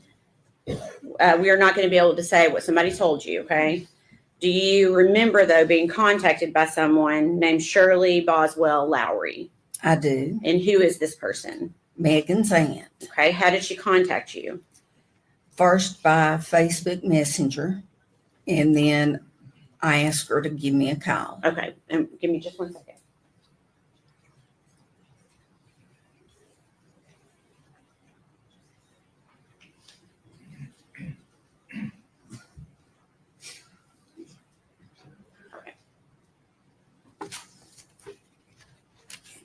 Had you ever been contacted by her before? No. Okay.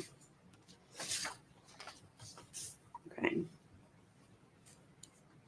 So again, we're not going to be able to talk about what she told you, but what did you tell her about what Megan had told you? I told her that I didn't know where Evelyn was. I also told her that the last time I'd spoken with Megan that she had told me Ethan had half custody of Evelyn. Okay. And did you have Evelyn? I did I know not. that may be a crazy question, but you did not. No. Okay. What did you do? Based on that conversation, what did you do? I tried calling Megan. Okay. And did you call her phone? I did. Okay. And I got a hold of Tommy. Megan's dad, okay. had her phone. Okay. And what did you tell Tommy? I was looking for Megan, and then he discussed the same thing Shirley Okay, yeah, had we- discussed. And we won't be able to get into what he said. We can only essentially get into something that maybe Megan told you or something that you say yourself. I know it's a little confusing. Okay, so essentially you call Megan's phone, but Tommy answers. Correct. Okay, and you're essentially trying to get in touch with Megan. You didn't get in touch with her that way, so what did you do next? I texted her by Facebook. Okay. And did she respond to you? She did. She Okay. said she didn't have a phone. She couldn't talk, that it had to be by text message. Okay. And was that Facebook Messenger? It was. Okay. Did you contact anyone else that day? I did. Who did you contact? Constance Cole from DCS. Okay. And who is Constance? Is that through the That- foster care stuff? It was. Okay. And were you able to get in touch with Constance? I could not. It was after hours, so I left her a message on her phone. Okay. And what message did you leave? I told her that Evelyn was missing. Okay.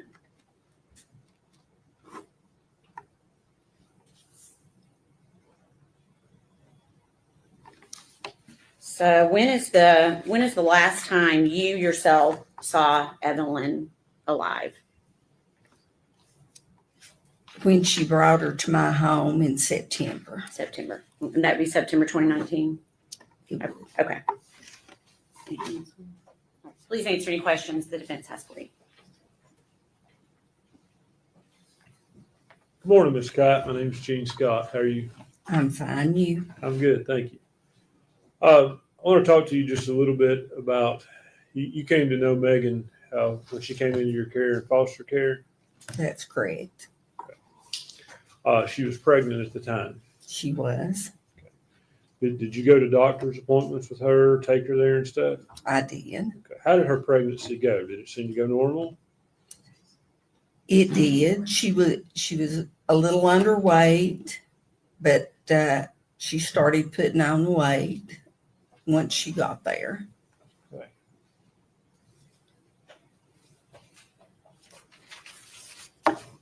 You said Megan was underweight when she came to live with you? She was 7 months pregnant, and you couldn't even tell she was pregnant. Goodness. Were you present for any medical procedures she received while she was pregnant? No, I would take her, but I would stay out in the lobby. Do you know if she had any medical issues while she was pregnant? No, You don't know, or I don't know. okay. Had you been told she had intrauterine growth restriction? If we're objecting, you're saying. Probably is.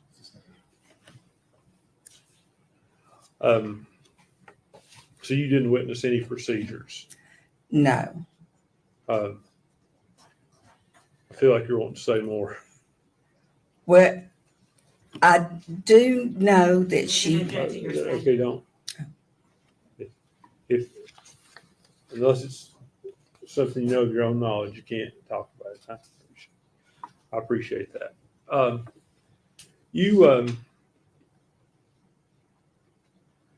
How did she act while she was pregnant? Did you take an interest in being healthy and having a healthy baby? she did.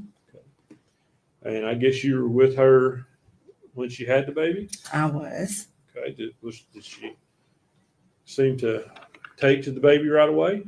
She did. And I guess, basically you were helping her raise the baby when the baby was first born. That's correct. Was she loving to the child? Very much so. Was she devoted to the child? Yes. Did you ever see any issues of her neglecting or abusing the child? Never. After she went back to her, I guess she turned 18 when it aged out of foster care. Is that? She was getting ready to turn 18, but she had got her a diploma, so they were letting her start trial visits, and then the trial visits led to her being going back to her father's home. And how did Megan seem to take that going back? She was fine with it. Did you keep in touch with her? We did. Okay. Up through, you said the last time you saw Evelyn was in September of 2019, right? Correct. So up until that time, did you ever see any signs of abuse, neglect, or anything but a loving mother? No.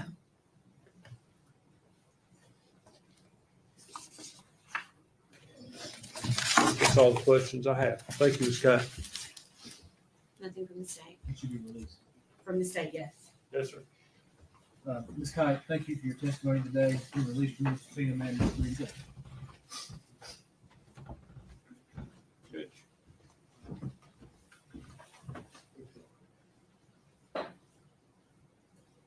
We approach. Yeah.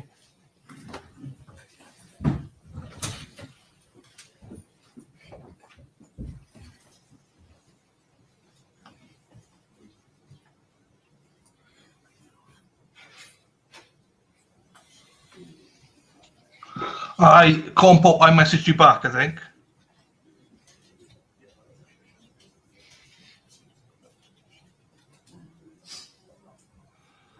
Yes, I think I messaged you back on that one, Corn Paul. How are you all doing, everybody? Cracker Barrel. I don't think there's a Cracker Barrel in Boston. Is there anybody? Dennis knows all the food eateries in Boston. Okay. He'll tell me. Or Dana. They were called, excuse me, Sue Whitson.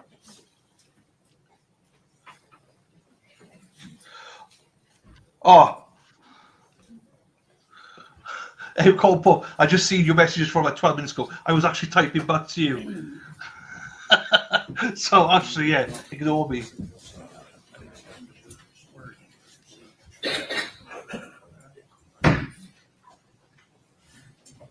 Oh, Rentham.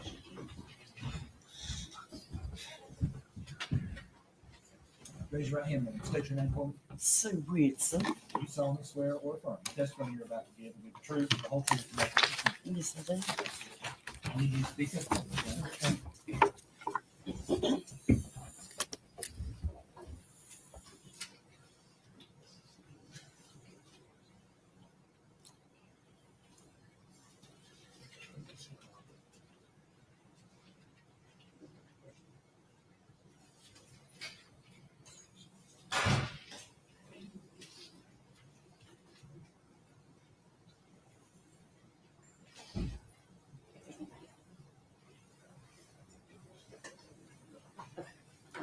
Hi, Tracy. Good morning.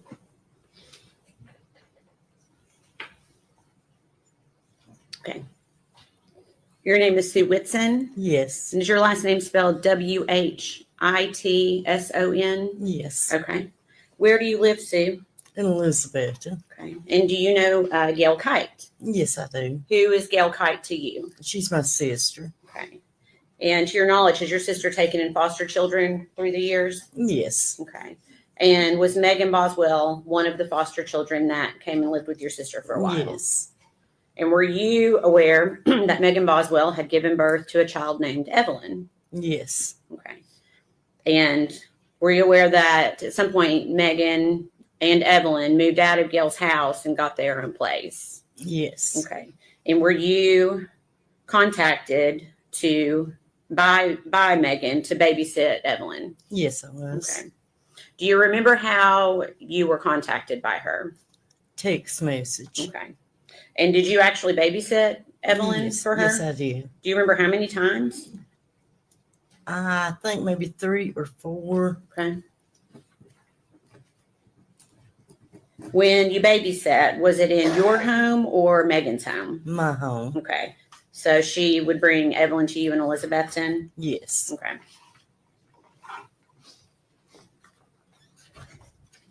Do you recall when you babysat? I think maybe last week of November or the first week of December. Okay.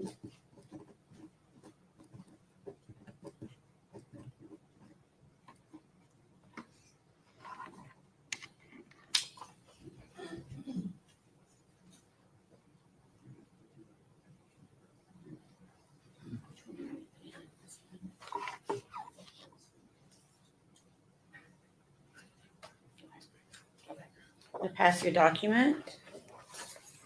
See if you can identify it.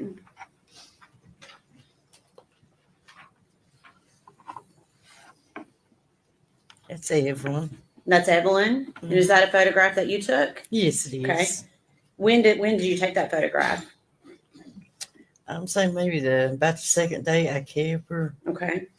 All right. Is that a fair and accurate representation of what the photograph looked on the day you took it? Yes. Okay. We request that be made exhibit number 89. Objection. Full exhibit 89.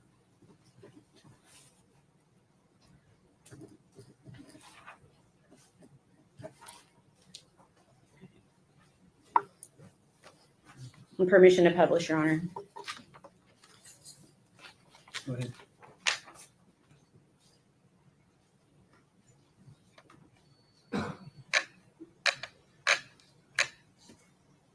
Well, I made it worse. I'm sorry. Yeah. Doesn't want to do that for me. Okay. Is this the photograph we were just talking about? Yes. Okay, so that photograph would have been taken, you said you babysat her last of November to early December. Yes. So this would have been taken around that time. Yes. Is that right? Okay. And does Evelyn to you appear healthy here? Pardon? Was she healthy? Oh, yes. Okay. And was she walking? Yes. Okay.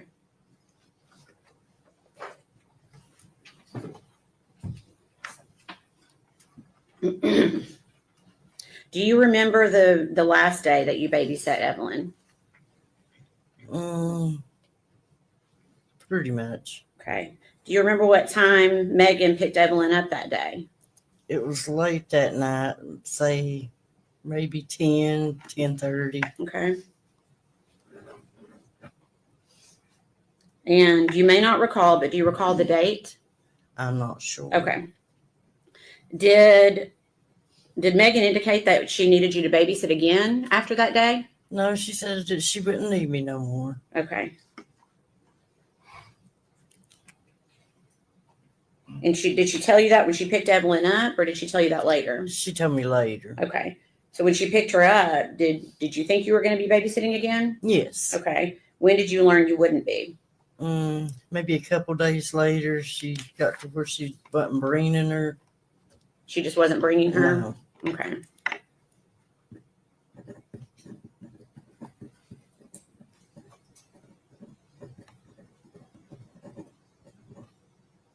Okay. During the days that you watched Evelyn, did you have any concerns? Yes. Okay. What concerns did you have? She had a terrible diaper rash. Okay. When you say terrible, can you describe it, please? It was just really like sore looking, had marks through it, maybe scratches. It's just really bad looking. Okay. Have you kept other children Evelyn's age before? Oh, yes. Okay. So you feel like you've got pretty good experience Yes. with babies and toddlers? Yes. Okay. Did that seem more than the average diaper rash? Yes. And how? It was just, I'd never seen a diaper rash look that bad. Okay. Did you tell anyone about this? Yes, I called Casey Kite Okay. or Casey Schultz. Okay. And you won't be able to tell us what Casey said, but what made you tell Casey in particular? She worked in a doctor's office. Okay. Okay.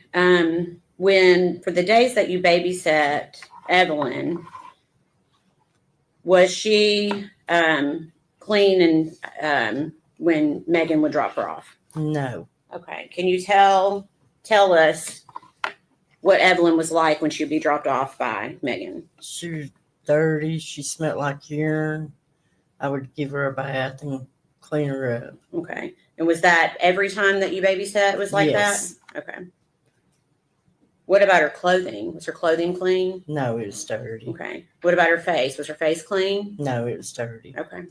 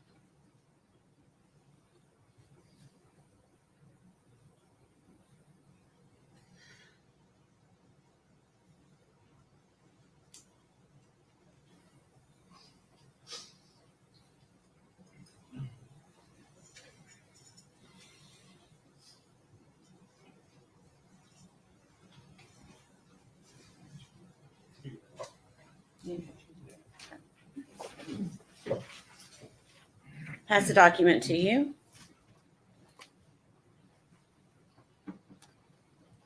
Take a moment to look at it, see if you recognize it. Yes. Okay, what is it? Text between me and Megan. Okay, what's the date of that? December the 21st. Of 2019? Yes. Okay.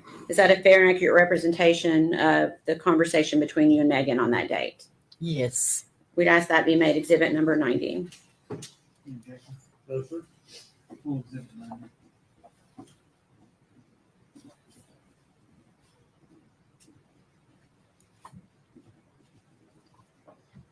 Okay. Permission to publish, Your Honor? Okay. Before I put this up, do you remember discussing with Megan about payment Yes. for babysitting? Had Megan paid you prior to this date? No. Okay. Why not? Did she say why she wasn't paying you? She was supposed to be in a custody battle with, I guess, the baby's daddy. Okay. Did she eventually pay you? Yes, she did. And how did she pay you? She put it in a mailbox and sped out. Okay. You said sped out? Yeah, sped in her tires. Oh, okay. Okay. All right. I'm going to show you this conversation.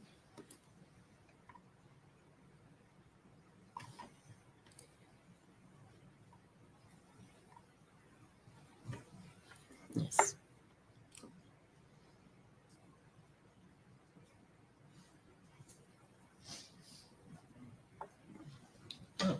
It's okay. Okay. Hoping it wasn't me. That's okay. Okay. Can you see that okay? Get a little bit bigger. Let's see here. There we go. Okay. So we've got the date of December 21st, 2019, and you're saying to her, I don't know why you don't want to pay me. I could sure use the money. I'm broke out of gas. Please pay me. I hope I didn't do something to make you mad. And what does Megan say to you?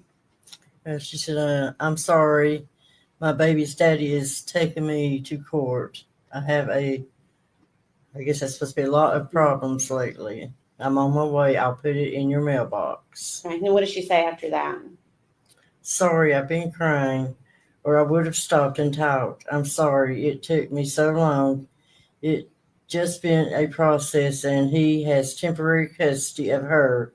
I've not gotten to see her in days. Okay. Thank you. Okay. So you please answer any questions that the defense might have for you, okay?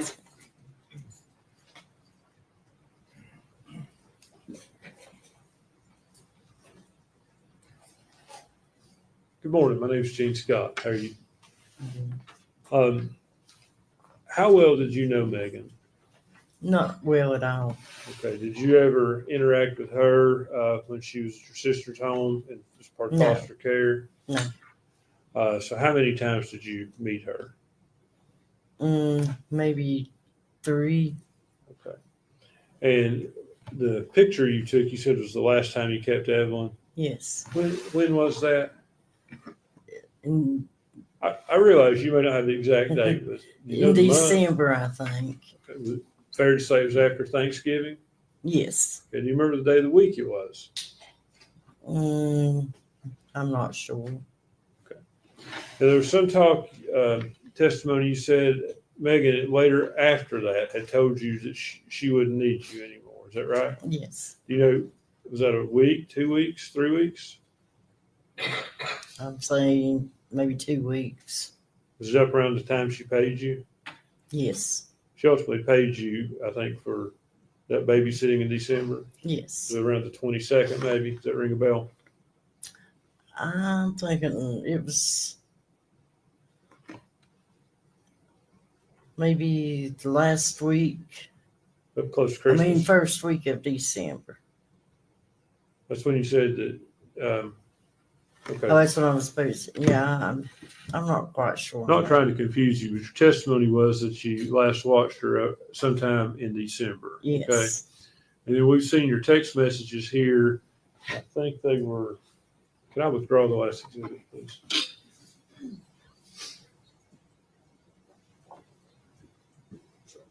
December the 21st is when you texted her asking her about the money. Okay. So would it have been after that she told you she wouldn't need you any further? It could have been. Okay. Thank you, ma'am. Your Honor, can we have just a moment?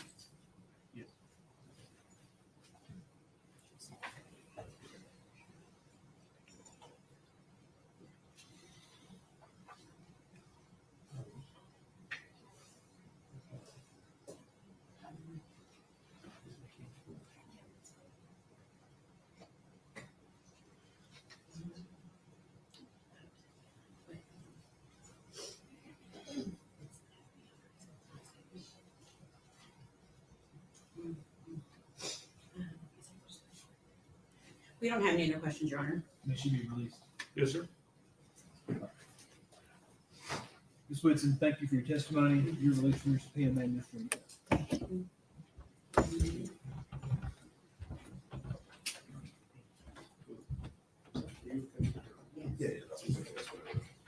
We'll take about 15 minutes. One thing, please.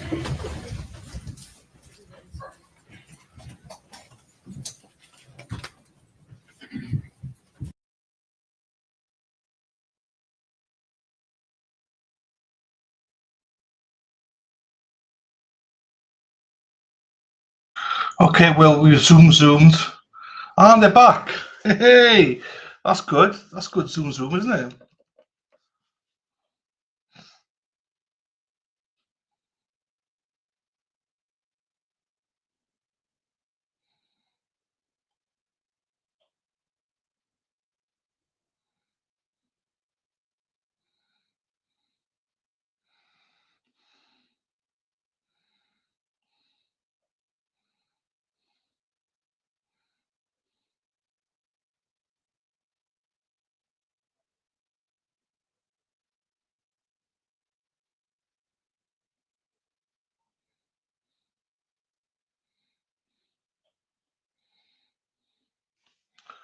Right.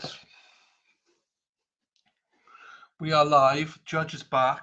Just waiting. Just waiting now for the jury. Well, the office of the lawyers as well.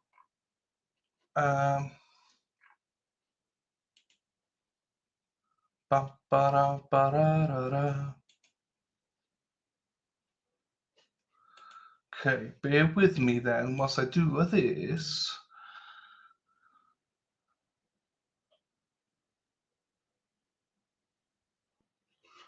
Okay. Baby. What were you thinking? Anything moved from your thinking, your theories about this case?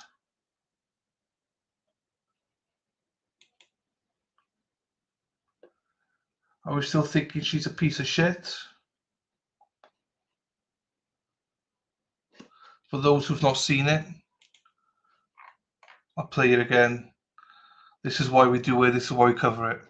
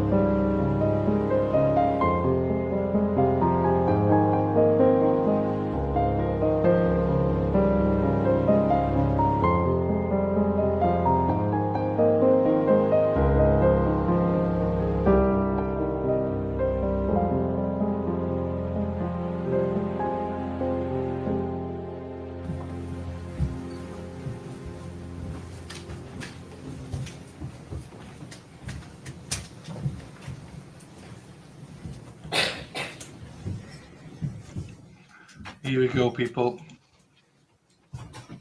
You may be seated. Thank you. No, that is baby Evelyn. Thank you. Come on, Pope. Disabled called Erica Stacy. That was her just before she died. So yeah, massively super sad.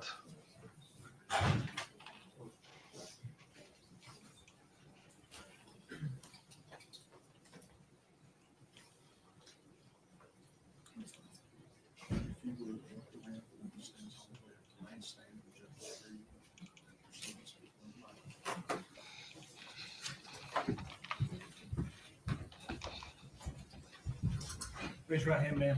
You solemnly state your name. Erica Stacy. You solemnly swear or affirm the testimony you're about to give will be the truth, and the truth, and nothing but the truth. So, if you speak up, speak your mind. Okay.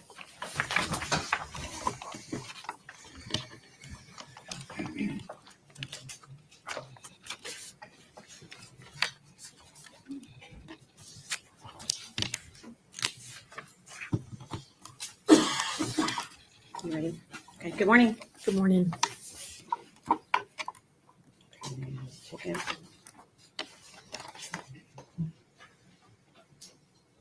Okay. And your name is spelled E-R-I-C-A? Yes, ma'am. S-T-A-C-Y. Is that correct? Yes, ma'am.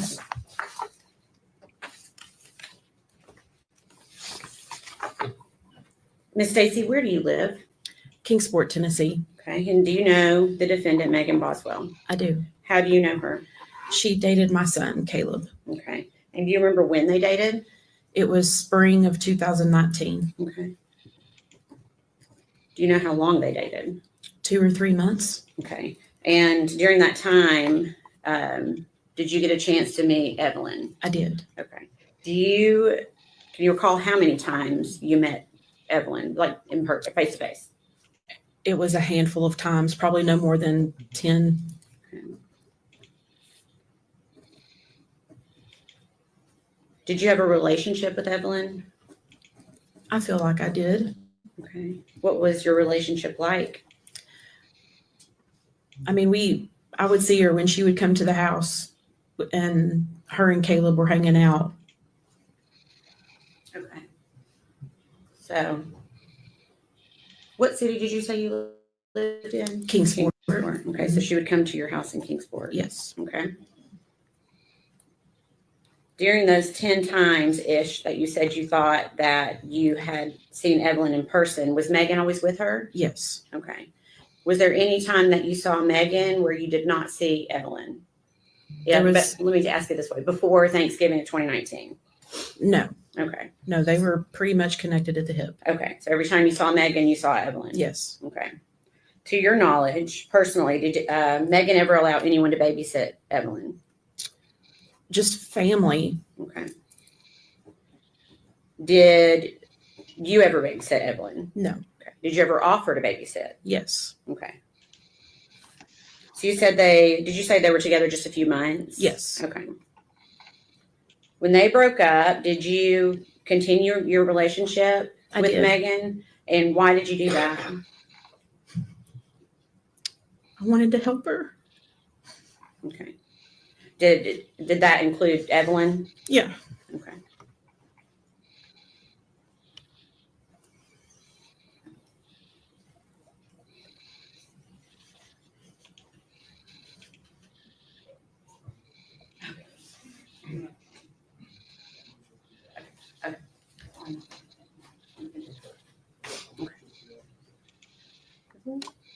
Why?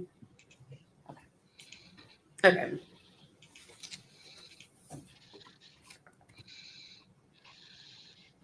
Okay. Do you remember Megan bringing Evelyn to your house in September of 2019? Yes. And do you remember why they came by that day? I was putting decals on Maggie's car. Okay. And just so the jury understands, you occasionally make things on like a machine? Yes, on a Cricut. Okay. So you'd made like vinyl stickers? It was like a Chevy decal. We were covering her Chevy emblems. Okay.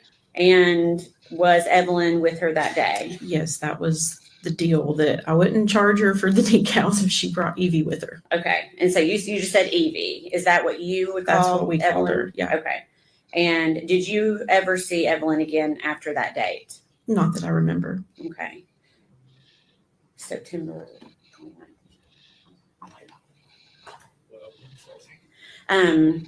Do you remember seeing Megan again in November of 2019? Yes. And do you remember why you saw her then? I made Evelyn birthday shirts Okay. and a gift for her Okay. birthday. Okay. And was that something you also did on your Cricut machine? Yes. Okay. Were you aware of when Evelyn's birthday was? It was November 21st, I believe. Okay. So this would have been for her first birthday? Yeah. Okay. And did you meet up with Megan to get those things to her? I think she come by the house to pick them up. Okay. Did she have Evelyn with her that day? No. Okay.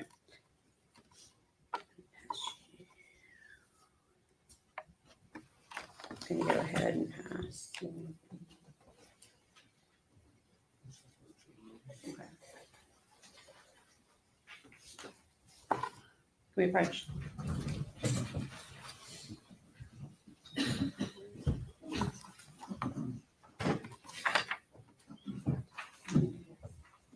So very, very sad. Hello, the cats, meow, 617. It's a very sad case. That's why we cover it. I'm glad you got it in the end, Cornpop. I just don't know where people are, what they comment, you know. Yes, she was innocent, precious baby.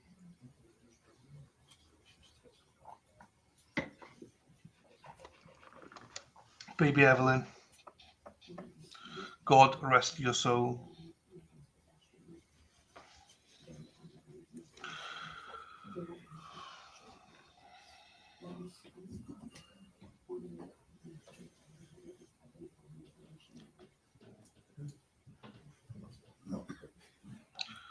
As I said, during the break, what I'll be doing is playing the Peter Tragos analysis for the Karen Reid hearing from yesterday, for those who haven't seen it. So that we can, you can watch that. I know some of you have watched it, so that'll be the bumper in between if people want to stay around. I'll leave that on the lunch break. No, I know they die, neither do I. Do you know what? It's my pleasure. You know, it's difficult to cover these trials and even to watch them, but I feel we have a duty to do it and to bring Evelyn's name, bring it out there. These are the most horrendous cases you'll ever watch. Anything with babies and children involved. But I always say we are suffering nothing compared to what those innocent children suffered. So the least we can do is carry on their legacy, carry on their name, and shout their name out and celebrate their short lives. So, you know, Dana, hi Dana from the Cat's Meow.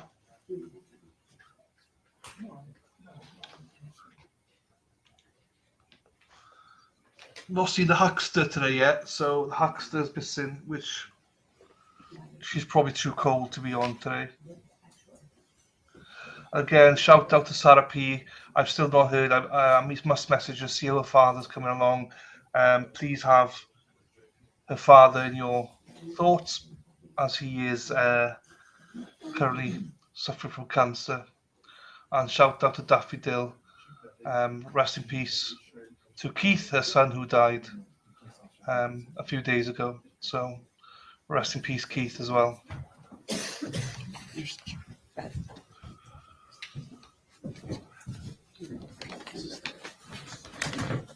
And Deb, I don't know where you are, Deb, but hello to Deb if she's around.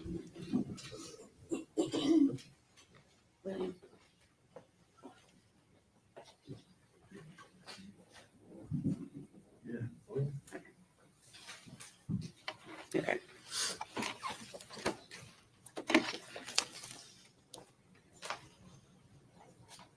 Are there gloves up there, Miss Stacy? Yes. Okay, if you don't mind, grab a pair of gloves. Okay.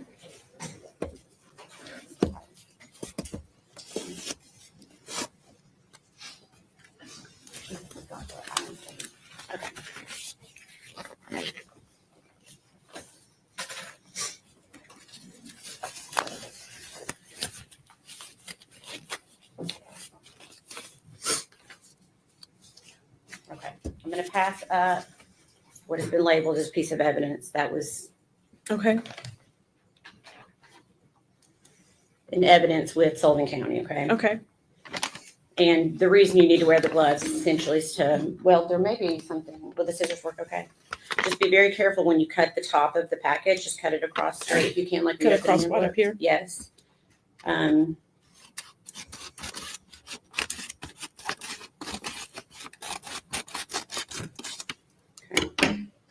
And then, yes, if you can go ahead and just take out what's in the envelope and don't show it to the jury yet, but see if you can identify that.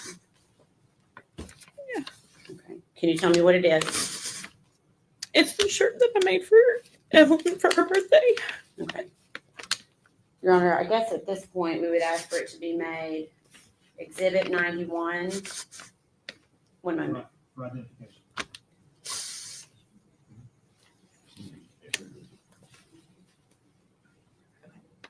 For identification only. Okay. Maybe if you could place it back inside the envelope for me.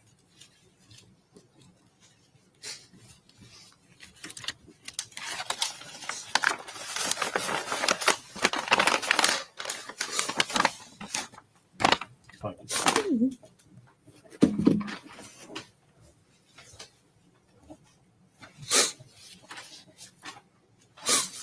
Erica, because of the rules, the way the rules are laid out, we can't yet show that. But I'm going to ask you, if you could, to please tell the jury what it looks like. It was a blue long sleeve shirt that had the yellow baby shark on it. That was her favorite one. Okay. And did you put anything personalized on it for? It just talked about it being her first year, her 1 year birthday. Okay. Okay. And you personalized that for? I did. You had put that I did. onto the, okay. Yeah. Okay. All right. I'm going to pass you, again, we're going to do the same thing. This is the last one. Okay. Okay.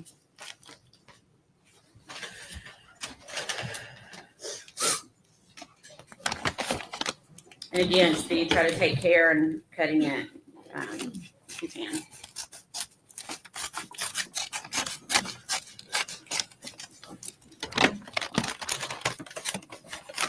Pull it all the way out.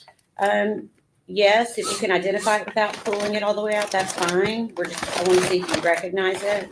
Yeah. Okay, you do? I know. Okay. Can you tell us what it is? It's a baby shark blanket that I had put Evelyn's name on in pink glitter. Okay. And is that also what you had given to Megan? For her birthday. For Evelyn to wear for her first birthday, or to have for her first birthday? Yeah. Okay. And what color, did you say what the color of the blanket was? Blue. It's got the baby shark characters on it. Your Honor, at this time, we'd ask that to be offered as Exhibit 92 for identification only.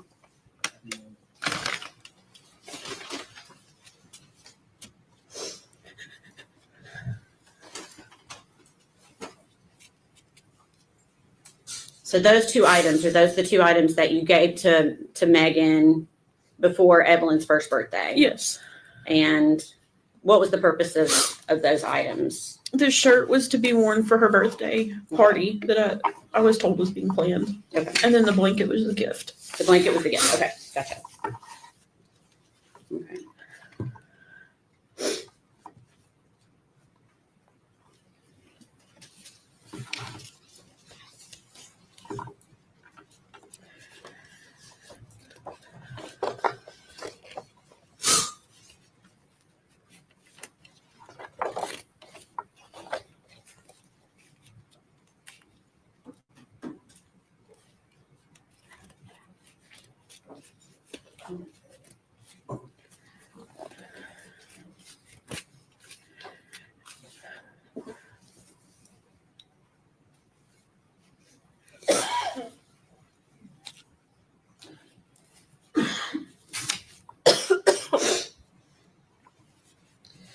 During this time that you were around Megan, did she ever say anything about Evelyn that surprised you?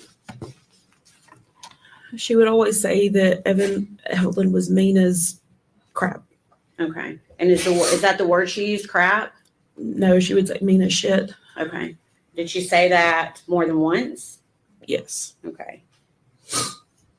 And that would have been around the time that Evelyn was a year old? Yes. Okay. Why did that surprise you? I was raised, you just don't say that about a child. Was Evelyn a mean baby? Not that I ever saw. Okay. What type of baby was Evelyn? Very happy, very smiley. Okay. And do you recall trying to reach out to Megan to continue to try to see Evelyn again? Yes. Okay. And would Megan respond to you? She did for a little bit, and then there was a time that she didn't respond. Okay.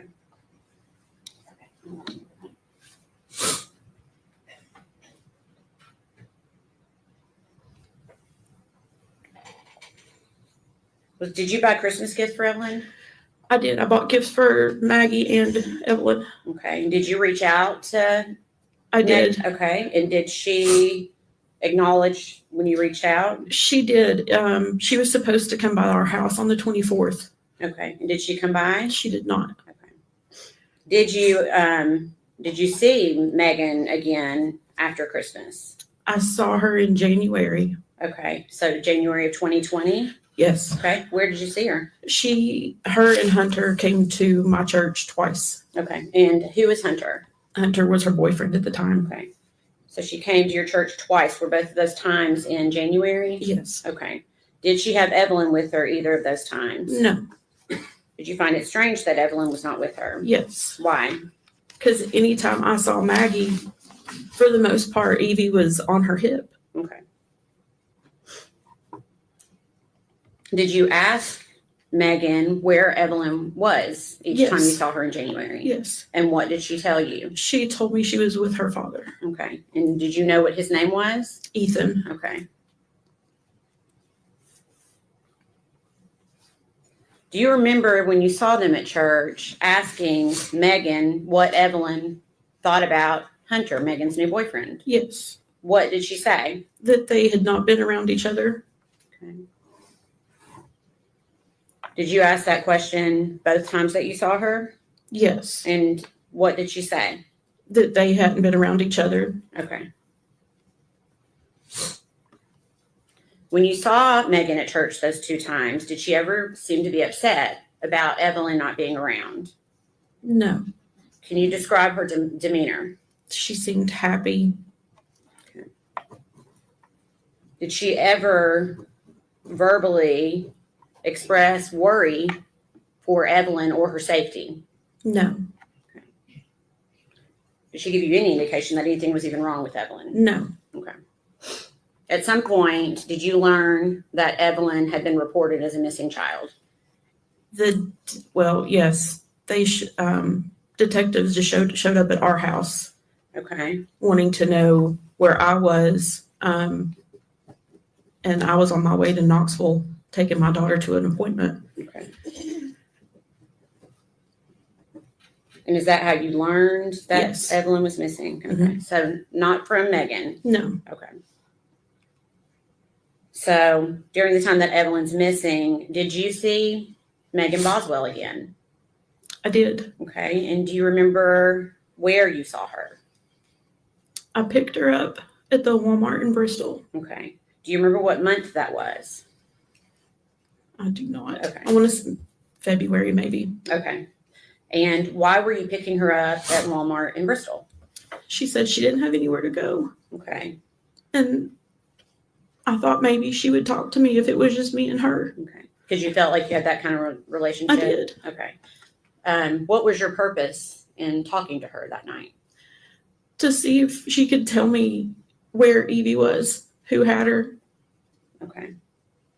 And are you doing this while you're driving Yes. with her? Okay. And I'm assuming you asked her those questions I did. when you got in the car. What was her response to you about where Evelyn was? She didn't know. Okay.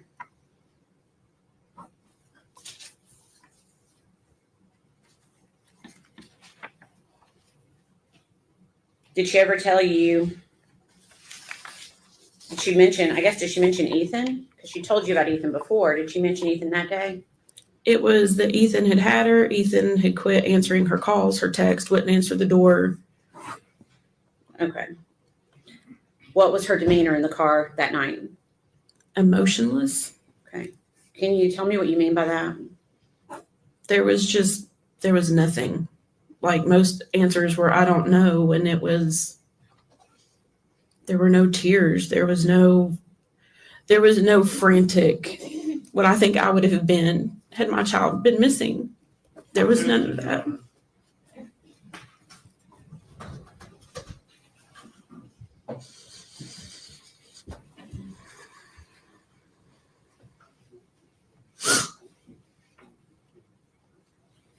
Jesus, is so hard. How hard is this for these people to share this as well? Oh man. Shout out Karen as well. I'll bring your thing up in a second once we're on break. But thank you so much, Karen, for the coffees as well. So apologies I missed it when he first posted it.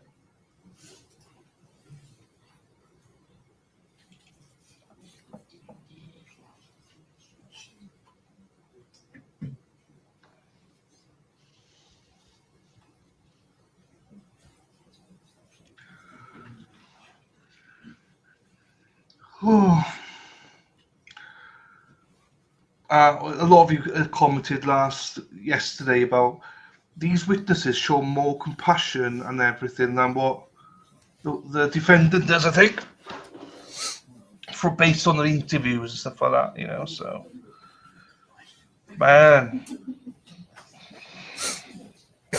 Overall.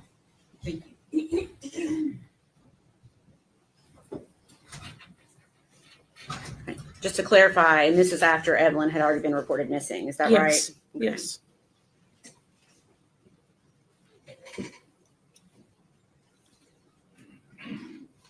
During the time that you knew Megan, do you feel like you got to know her fairly well?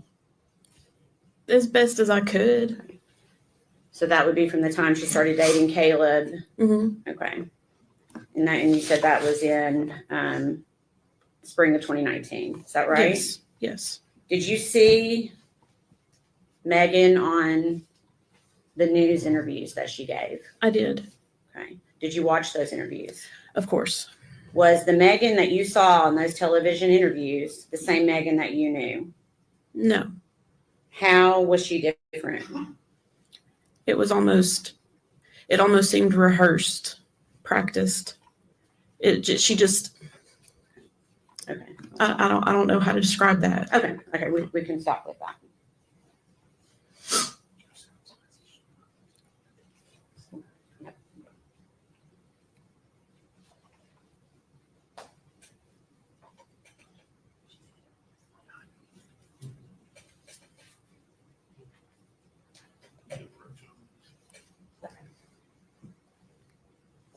Approach, Your Honor.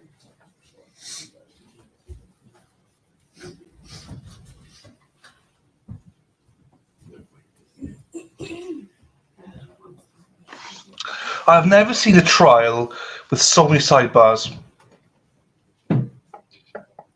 Never.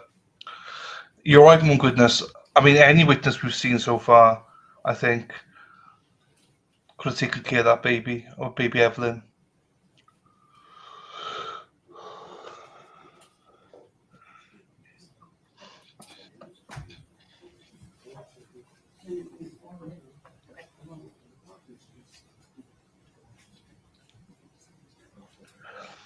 I do wonder what the punishment's going to be for her. What sentence is she looking at? I wonder. Because I don't actually know. All I know is she's looking at a fuck ton of charges. Miss Stacy, give me just a second. Okay.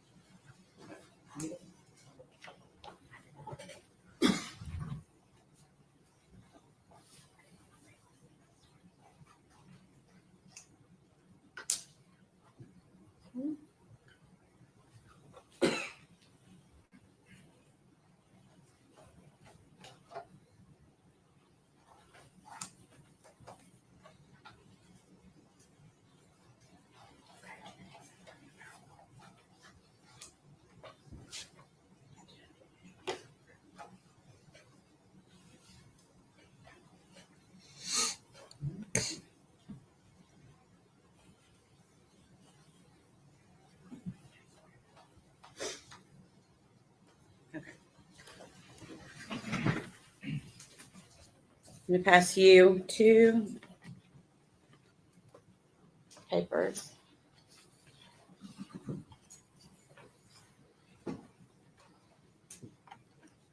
And ask if you recognize them. I do. Okay. What is it? It's messages between myself and Maggie. Okay. For what date? January 8th, 2020. Okay. Is that a fair and accurate representation of your conversation with her on that date? Yes. Okay. Your Honor, we'd ask that be made exhibit number 93. Any objection? Before exhibit 93.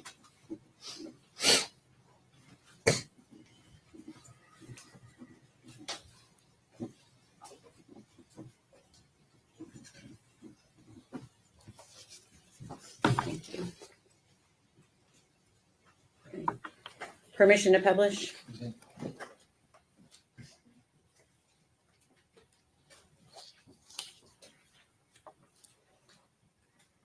Okay. First one.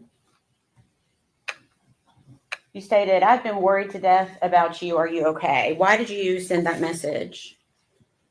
I mean, that's right in the midst of people looking for Evie. And I hadn't heard from her. Okay. So Evelyn had not been reported missing yet at that point. So Then that was if I've not heard from her, because we talked quite a bit. okay. And then you asked her, did you and Evelyn have a good Christmas? And what did she say in response to you? She says we did. Let me read all of that. Actually, that's not verbatim. One moment, Your Honor.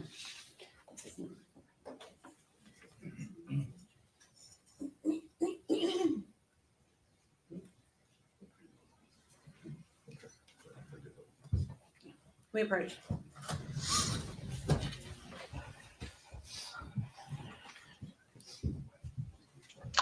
Yeah, there's so many charges. I have no idea what they all were. There's a combination of lying, murder, whatever. Do you know what I mean? Just so many of them. Oh my God, I can't believe it. These sidebars, they're really, really to my head in now. Really to my head in. And I can't even fucking zoom anymore.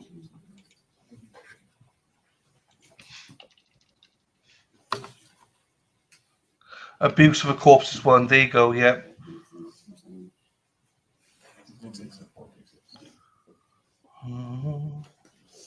You are.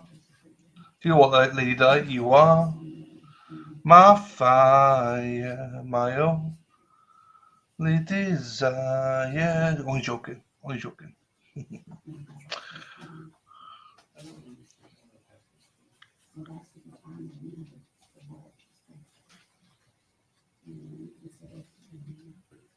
Desire.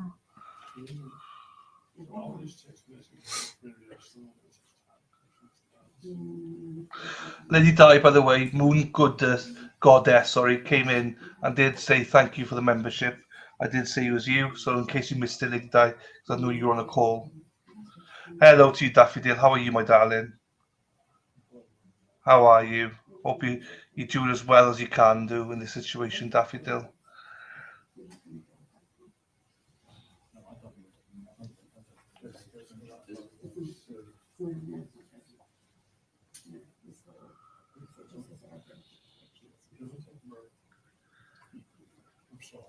There you go. Ladies and gentlemen, I'm gonna have you go with the officer. Everyone stand, please. Break.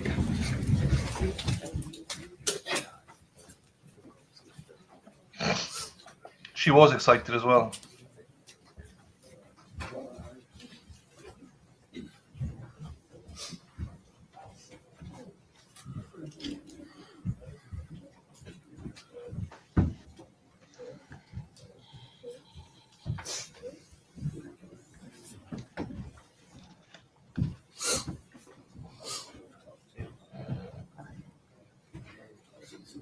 Maybe seated. Thank you.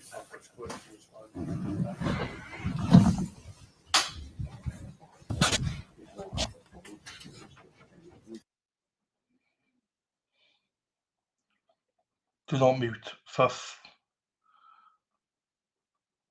Why are you muted? Are they talking to the judge? Unmute yourselves. Oh, are they literally taking a break, are they?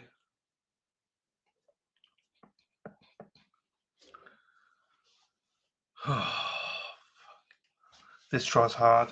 The reason this tries hard is because it's going to be 4 weeks because of this kind of stuff.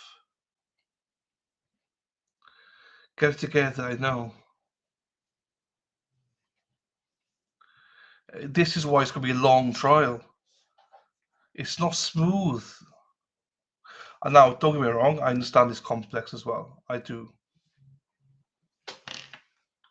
Right, hang on. We got a call. We got a call here, people. Hello? Hello? Jack calling from Irish Trading Whiskey.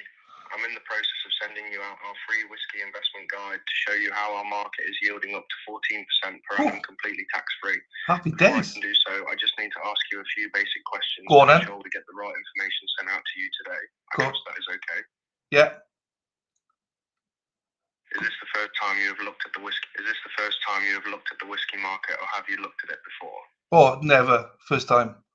On a scale of 1 to 10, 1 being a complete novice and 10 being an expert, where would you say your level of whiskey knowledge sits? Expert. Just to manage expectations, the average return from the market is up to 14% per annum. Woo. I trust this would meet your expectations in terms of growth. Let's go, baby. Yes. And what's the best percentage you're currently seeing on any investment right now? About, I think 40. Based on your responses, I have a good understanding of what to send out to you. But before we finish today, to put it into better light, we at Irish Trading Whiskey set ourselves apart with our unique business model for whiskey investment. When you receive the information, you will notice our director is a former Financial Conduct Authority barrister, and in addition, we have an expert advisor on board who is licensed to give financial advice. Cool. What also sets us apart is we are the sole agent of every award-winning whiskey producer we partner with and create bespoke portfolios to align with the unique goals and expectations of each client.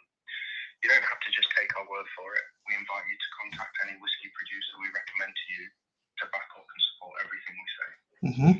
But before I go, there are just a couple of key qualification questions I need to Go on then. Go on, sir.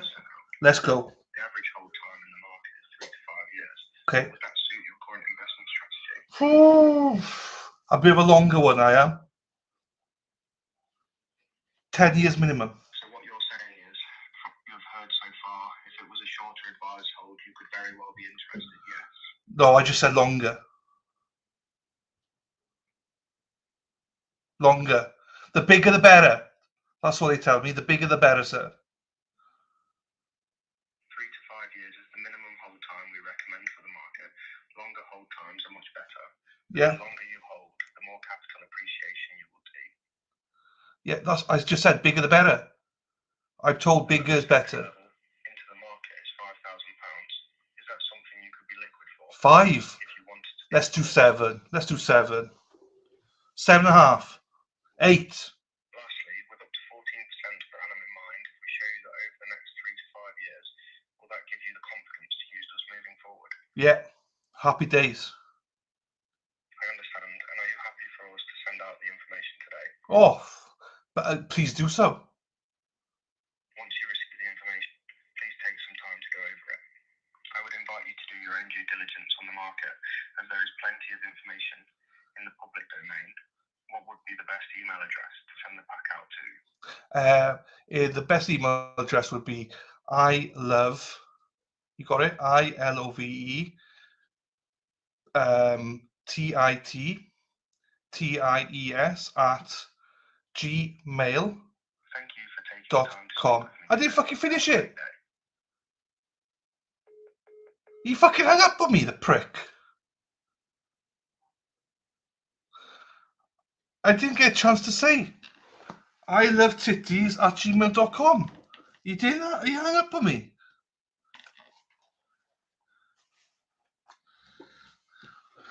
That's the first automated one I've had in quite a while. It's great, isn't it? You gotta love a great phone call sometimes. You got to.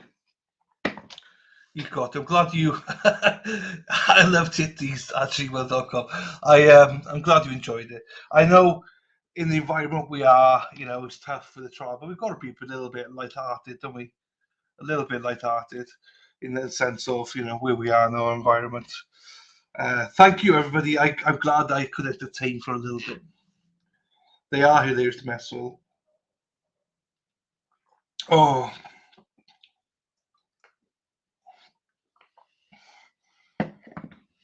There we go. Happy days. That was good timing. Oh, shit. Hang on. Let me just do this because Karen, they call the perfect time. Absolutely call the perfect time. Couldn't believe it. You couldn't perfect it more than that. Right, hang on. Let's get Karen up here. Karen, my darling, I'm so sorry that I missed you. Hang on. Come on, goddess. Pick yourself up, girl. Come on. Where's it gone?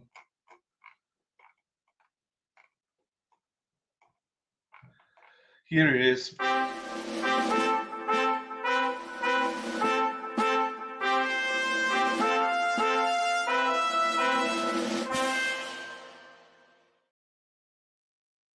I hate missing these lives. Karen bought you 3 coffees. Thank you so much, Karen. Just from one of your lurkers for the shopping in Boston. Thank you, my darling. I did write you a note back saying thank you so much, Karen, and apologies for not seeing this as soon as you sent them to give you an instant shout out. I really appreciate your support. So when some people might think, why are you replying to some people, not others? Well, these people I've shouted out live. If I missed it, I'll do a little reply to apologize and say thank you. So thank you very much, Karen, for the 3 coffees. There you go.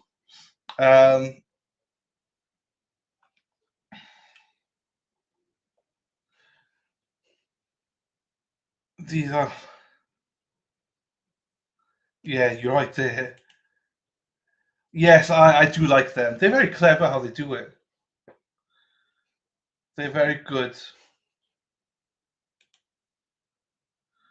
I should do more of them whenever they come through. Let's have a look here. Let me get the trial back up before I go. No, I got we need that laugh. The universe always has our back. Yes, you gotta be a little bit lighthearted, obviously, because it's tough. This is 6 days a week, this trial, so, and this is a tough trial. I don't know what it is with Buy Me Coffee, right? But they used to give me notifications. They never do now, so I miss them sometimes. I don't know. But anyway, I'm glad you got entertained for a few minutes anyway. Go to work every day just to scam people in the US.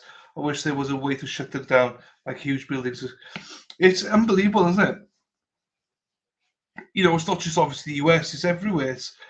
But what's scary is, you know, the older generation, a lot of them fall for it, you know, so thanks, Sue. A lot of them fall for it. So I get mad that because of people fall for it. And I also think our age, in 30 years, if there'll be another scam out there, we will probably fall for it. Do you know what I mean? These BASTARDS.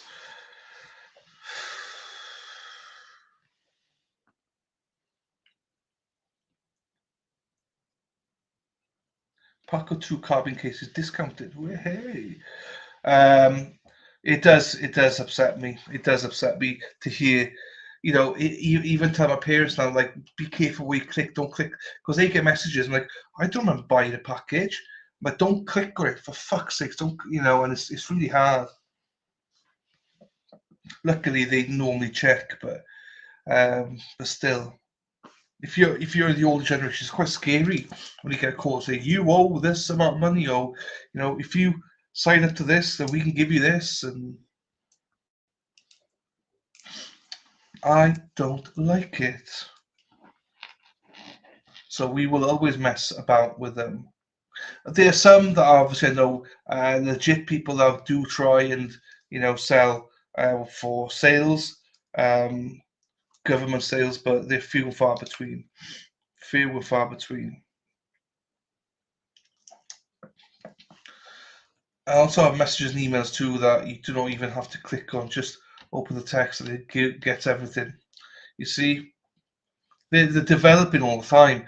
It's going to be a case now in a few years. No one will have emails anymore because it's just too dangerous to have emails. So then, you know, everyone's going to be on Twitter, Facebook. They're going to park the car and have a yard, open up a Twitter, and start DMing people.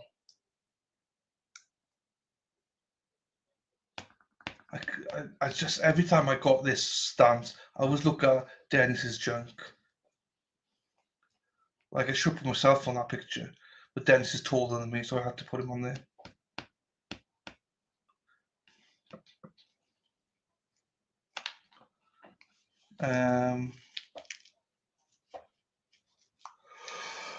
Oh, friggin' Dora.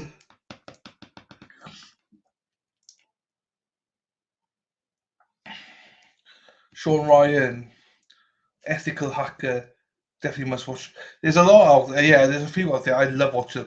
I love it when they hack. And these guys are able to hack into their systems and go, hey, I can see you trying to hack me. Pieces of shit. Of course, Mexi's in it. Mexi's everywhere. Anything like that. I've had people call, keep them online for 50 minutes, get the names, and then they hang up in frustration and call back and talk to someone else about how rudely I was treated. Dana loves it. Dana loves it. That's the best way, though, Dana. Fucking hell, I just hate it.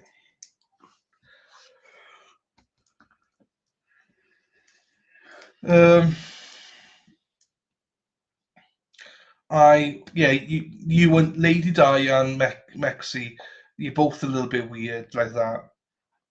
It does not surprise me. To be fair, most people here are weird, but you two, your little brains are similar, I think. Fucked up. Just a reminder, we will be going live tomorrow as well. I'm not sure what time of court's going to be on. Probably 9 o'clock. If it is, then we'll go live at 9 o'clock. Oh, motherfucker! Hit my D. I'm proud of you. I'm a weirdo as well, so don't you worry. Back in the day when they had dial-up phones, I would get calls and pick the calls up and blow a whistle real loud. That's the way, moon goddess. That's the way. Yeah, that's the best way to do it, I think. Well, it gets to now where like my parents have a home line. I don't have a home line. I never have a home line or anything. I only have calls on my mobiles now, and most of them either they come up as fraud or you just see the numbers. Tracy'd be like, dude, what are you doing? Now she has me answer her phone as well. You see? You see? The only way you do it is to fuck them, to fuck about with them a little bit, have a bit of fun.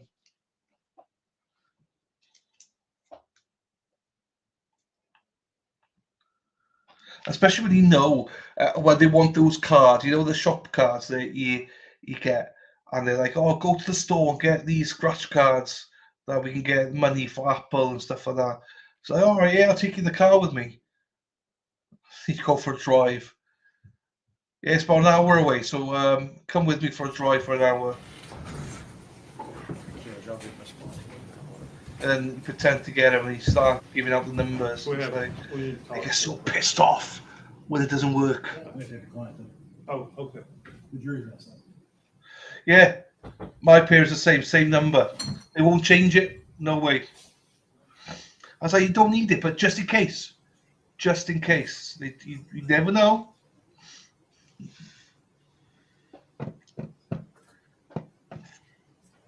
Right, the jury are on the way in.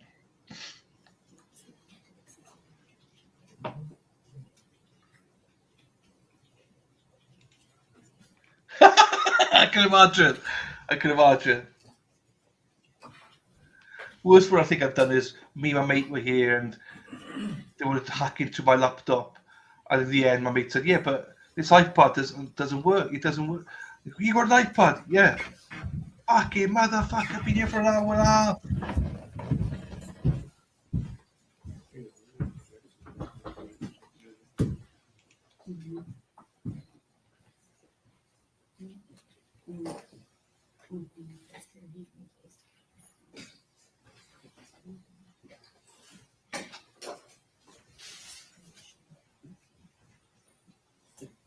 Judge, it appears what has happened, we have been admitting what I believe to be screenshots, what I think the court believed to be screenshots of text messages, which were ultimately a created document that were taken from a cell phone dump. We have, I don't know how many exhibits of that.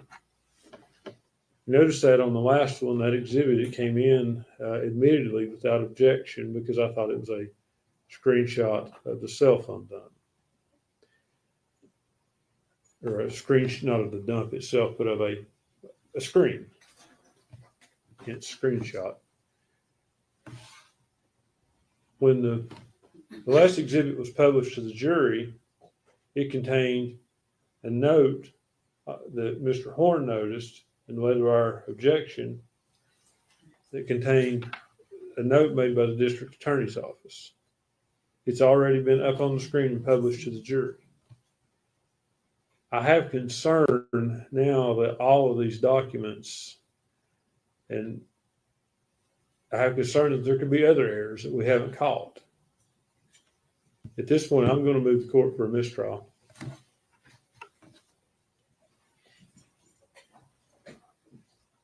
Judge, a couple things in response. Some of those are I know the Instagram messages actually are screenshots of what was on the phone. So those are not. The other ones are taken from the either Facebook proceeds or text conversations that were dumped from the phones. They're identical. The only thing we've done is put them in a format that makes them look like what you would see if you were looking at Facebook Messenger or at a cell phone. That's the only thing. The one that was most recently up in front of the screen is admittedly not verbatim what was in the text, and that's what was caught. It's just human error. and reviewing all this. But everything else is identical. They've all been read. Most of them have been read in court. And those messages and Facebook communications Mr. Scott's had those for several years now, and reviewed them. And if he disputes the veracity of them, he can sit there and go back through and check them word for word, but they're identical. There's nothing substantively that's been placed before the jury that's either inaccurate or misleading. The only thing that's not correct is that last one that was up on the screen. Otherwise, it's just it's not a substance thing. It's just the fact of what they the only thing we've changed is how they look on the screen. The profile pictures, I told Mr. Scott, they're taken from Facebook Messenger. There's nothing, we haven't created any content as far as that's concerned. So there's nothing that's been put before the jury that's in any way misleading or inaccurate. So the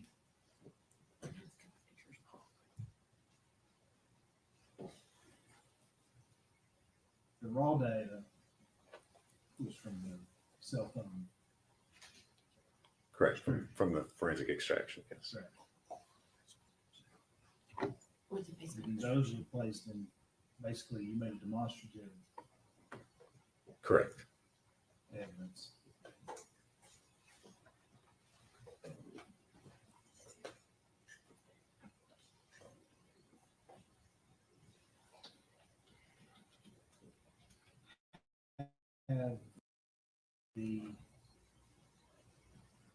Has the raw data been provided in discovery? Oh, yes, Judge.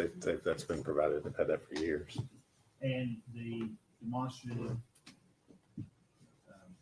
That was made available. Mr. Scott wanted, we had him and his investigators at our office several weeks ago. They wanted to look at it. We didn't specifically identify which things we were using. And as the trial's going on, some we've used and some we haven't used. So, but yes, they've been available. Judge, I was not aware of that.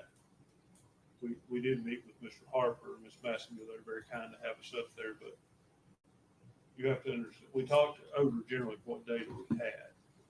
I don't remember talking over this demonstrative data. We do have the cell phone extraction. And as these are coming in, the way they look to me, I'm not raising a big stink at it at the time because it looks like screenshots. Picture's worth 1,000 words. And so we see this last one come in. But as far as someone sending me the demonstrative data and saying, we're going to use this or we have this, no. That's my understanding. Now, in everyone's defense, these files are huge. I can't tell you that I can say chapter and verse, which is in every folder, and I doubt they can either. But at the same time, I find myself now in a position where we're in the middle of the trial.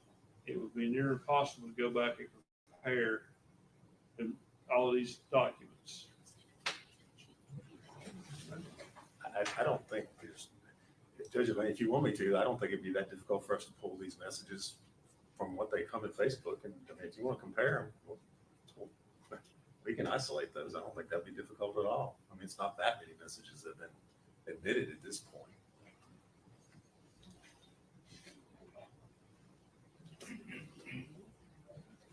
Well,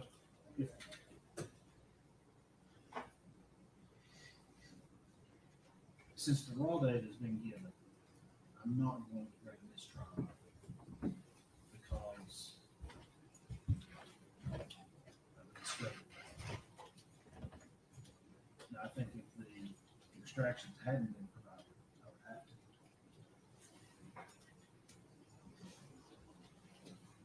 The other question would be, do I need to declare a mistrial because the one inaccurate demonstrative aid was placed up on the monitor?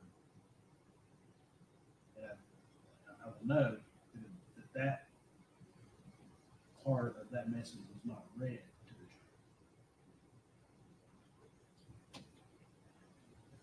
jury. It was not read to the jury. And I know that General Massengill is the one that first brought to our attention that there was a problem.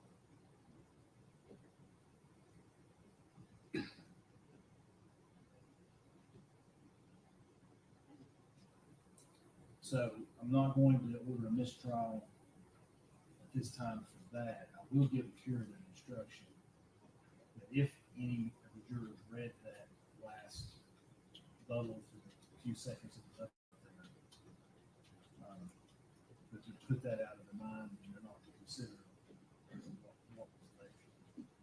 Now, my concern, so I'm going to deny the motion for mistrial for those two reasons.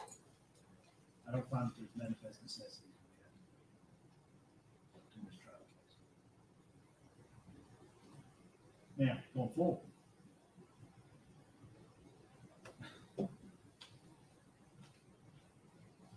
Well, I guess going forward, I'll just take any objections as they come.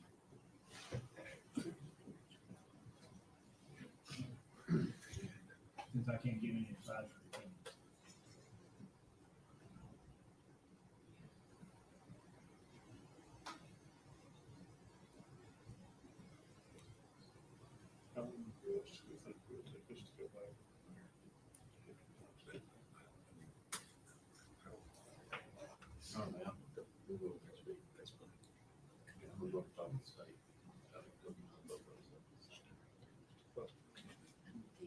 I just don't want you to go talk to me.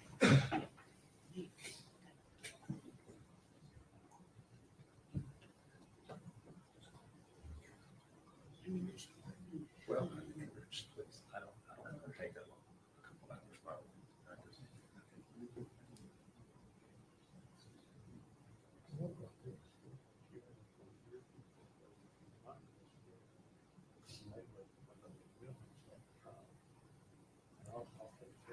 Yeah.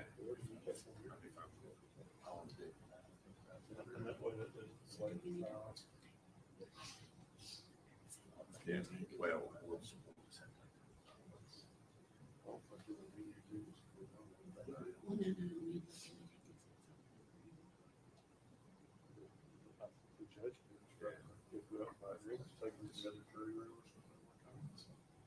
I think that's fine. I was just trying to listen in.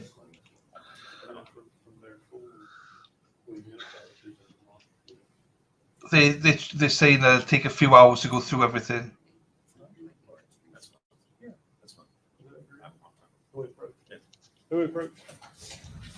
So I believe they said it'll take a few hours to review it all and to give it like a curative statement.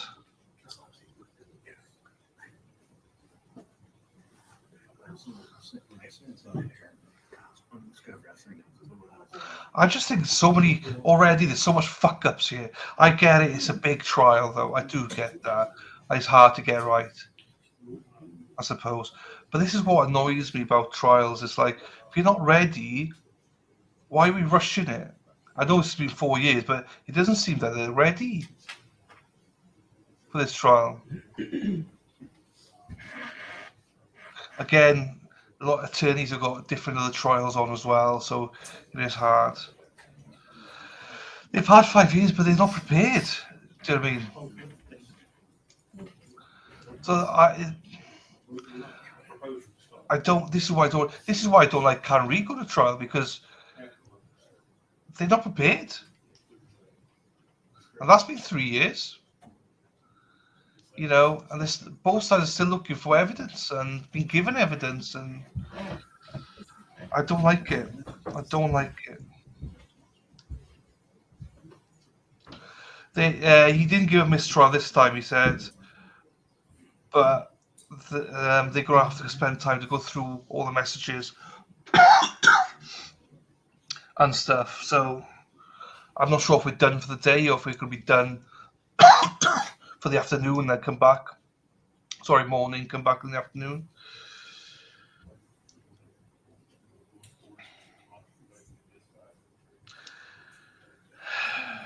Difference being the prosecution office has so many people that work there. Well, yeah, I agree. And probably that's the issue here though, isn't it? There's 2 of them and maybe 1 or 2 paralegals. That's the issue. You can't go through everything and do other trials and juggle that, and I hate it.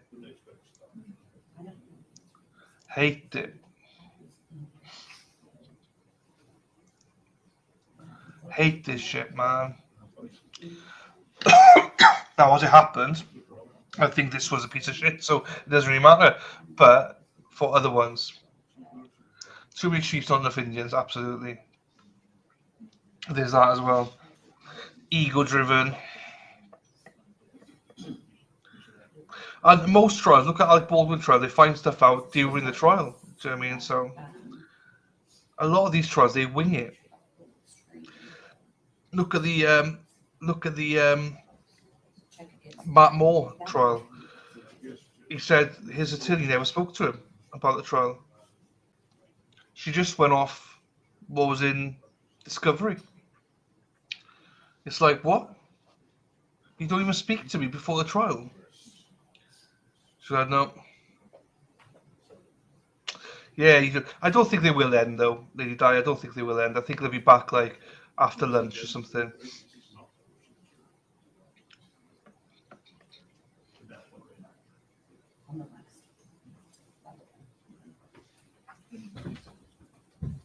But you're right. If it is, then we can't do the dog park trial. You're right. Yeah. Oh. Oh, they're going for lunch. They will be back then. That's fine. They will be back.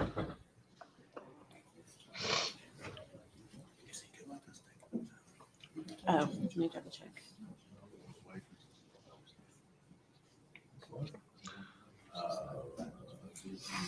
Hang on then.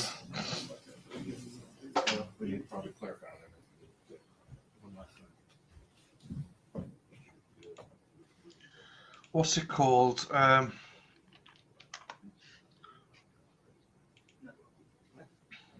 in one of yeah. One of these.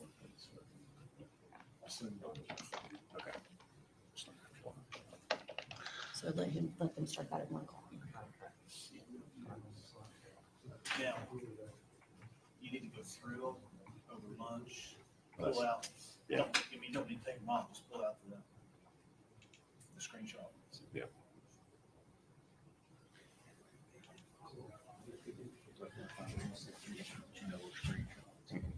No, most of them, yeah, most of them are not screenshots. Actually, most of them are Facebook screenshots. Yeah, but there's some are screenshots. Right. I don't think we put any screenshots in. Yeah, we did. Audrey gives. Oh, we did. That's right. Yeah.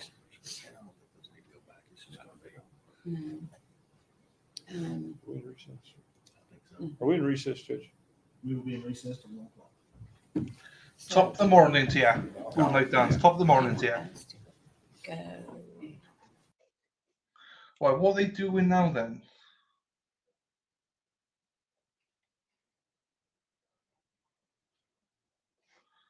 Five.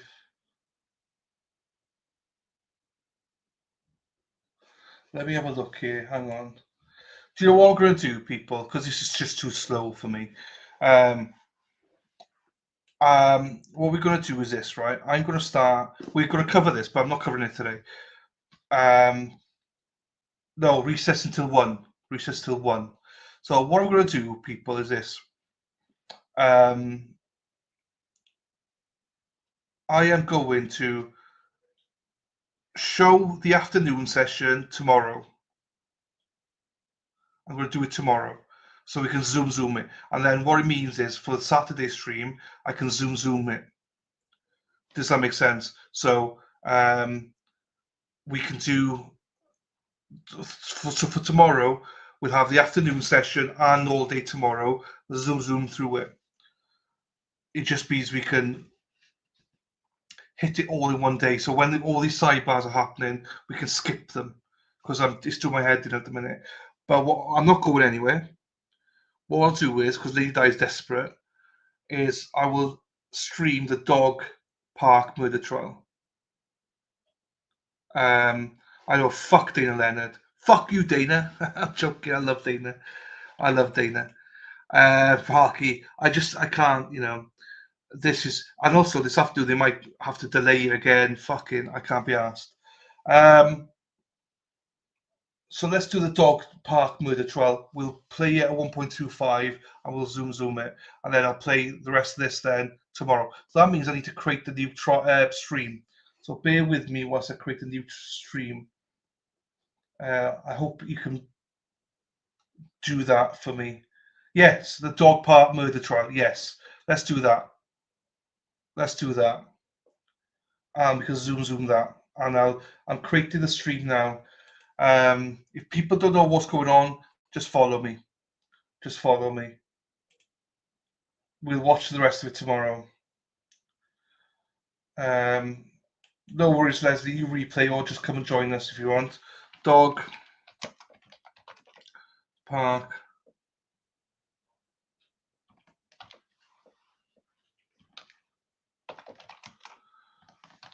trial.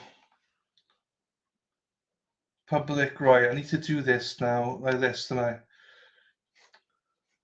Bear with me. I need to go into Canva now and create a thumbnail. I just put in create a thumbnail. Mexi, are you coming with us, Mexi? Texi, she's so sexy. Ba ba da ba da. Mexi, Texi, she's so sexy. Dog park murder.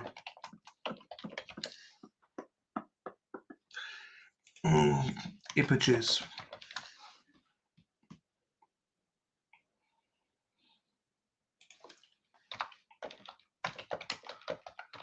And then tomorrow we'll have a long day. Tomorrow we'll probably have a 12-hour stream tomorrow.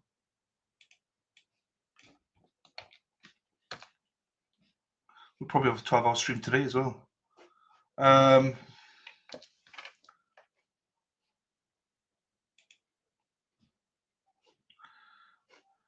The things I do for you guys, I love you. I love you all, you see. You all hate me, but I love you.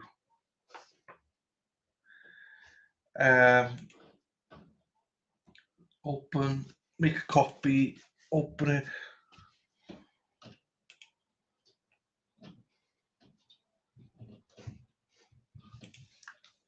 What's this guy called?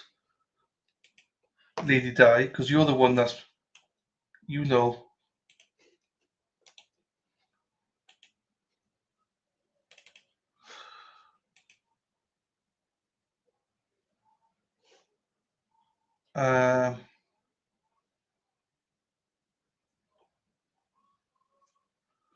Yes, finish on Zoom tomorrow. Right, fine. I will try and find his name first. Then what I'll do is, because I need it for my stream. Gerald Radford, fine.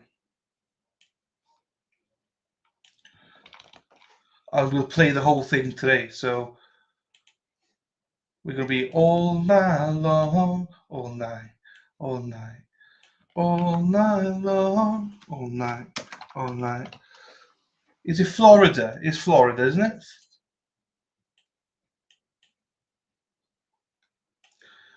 There, let's have a look here. This is like how to get rid of people from your stream 2.0 by me. I am shit. Like this.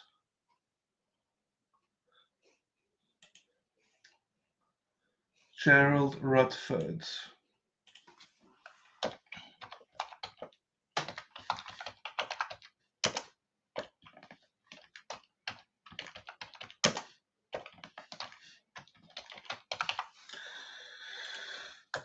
Right, there's that. Let me go into this then.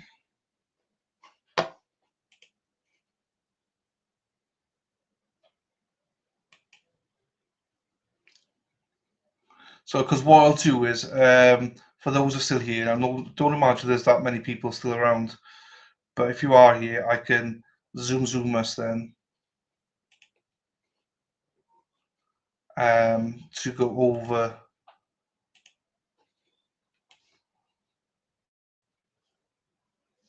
the other stream, because just bear with me whilst I do this.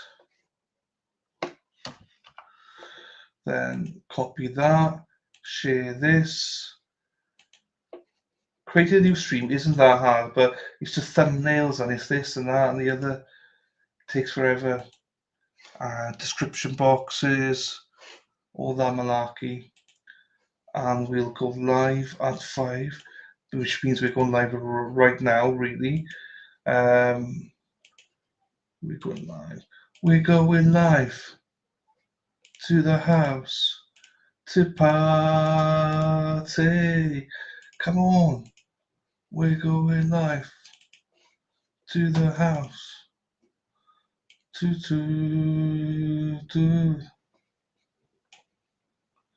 create live stream.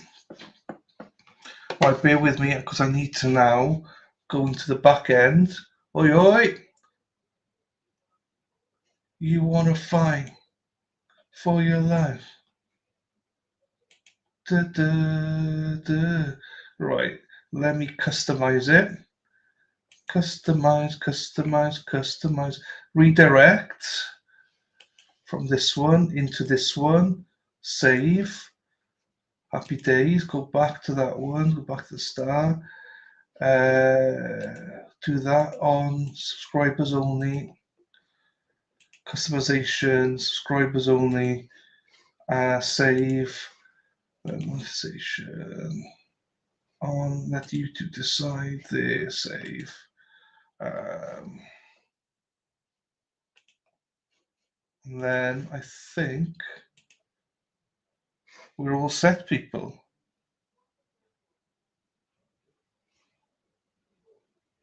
Happy days. Still here, mate. Thank you, one goodness. Right, it's all set up. So I'm going to switch this one down. We go into the dog park murder trial. It's a trial that's already happened, and the verdict came out yesterday. So please don't go searching it. It's a 2-day trial, which we're going to do in 1 day. Happy days. Don't worry, Lid, it's fine. And then we'll cover today's stream, the rest of today's stream tomorrow, because it'll be a long day. Right. See you on the other side, people. See you in 10 seconds.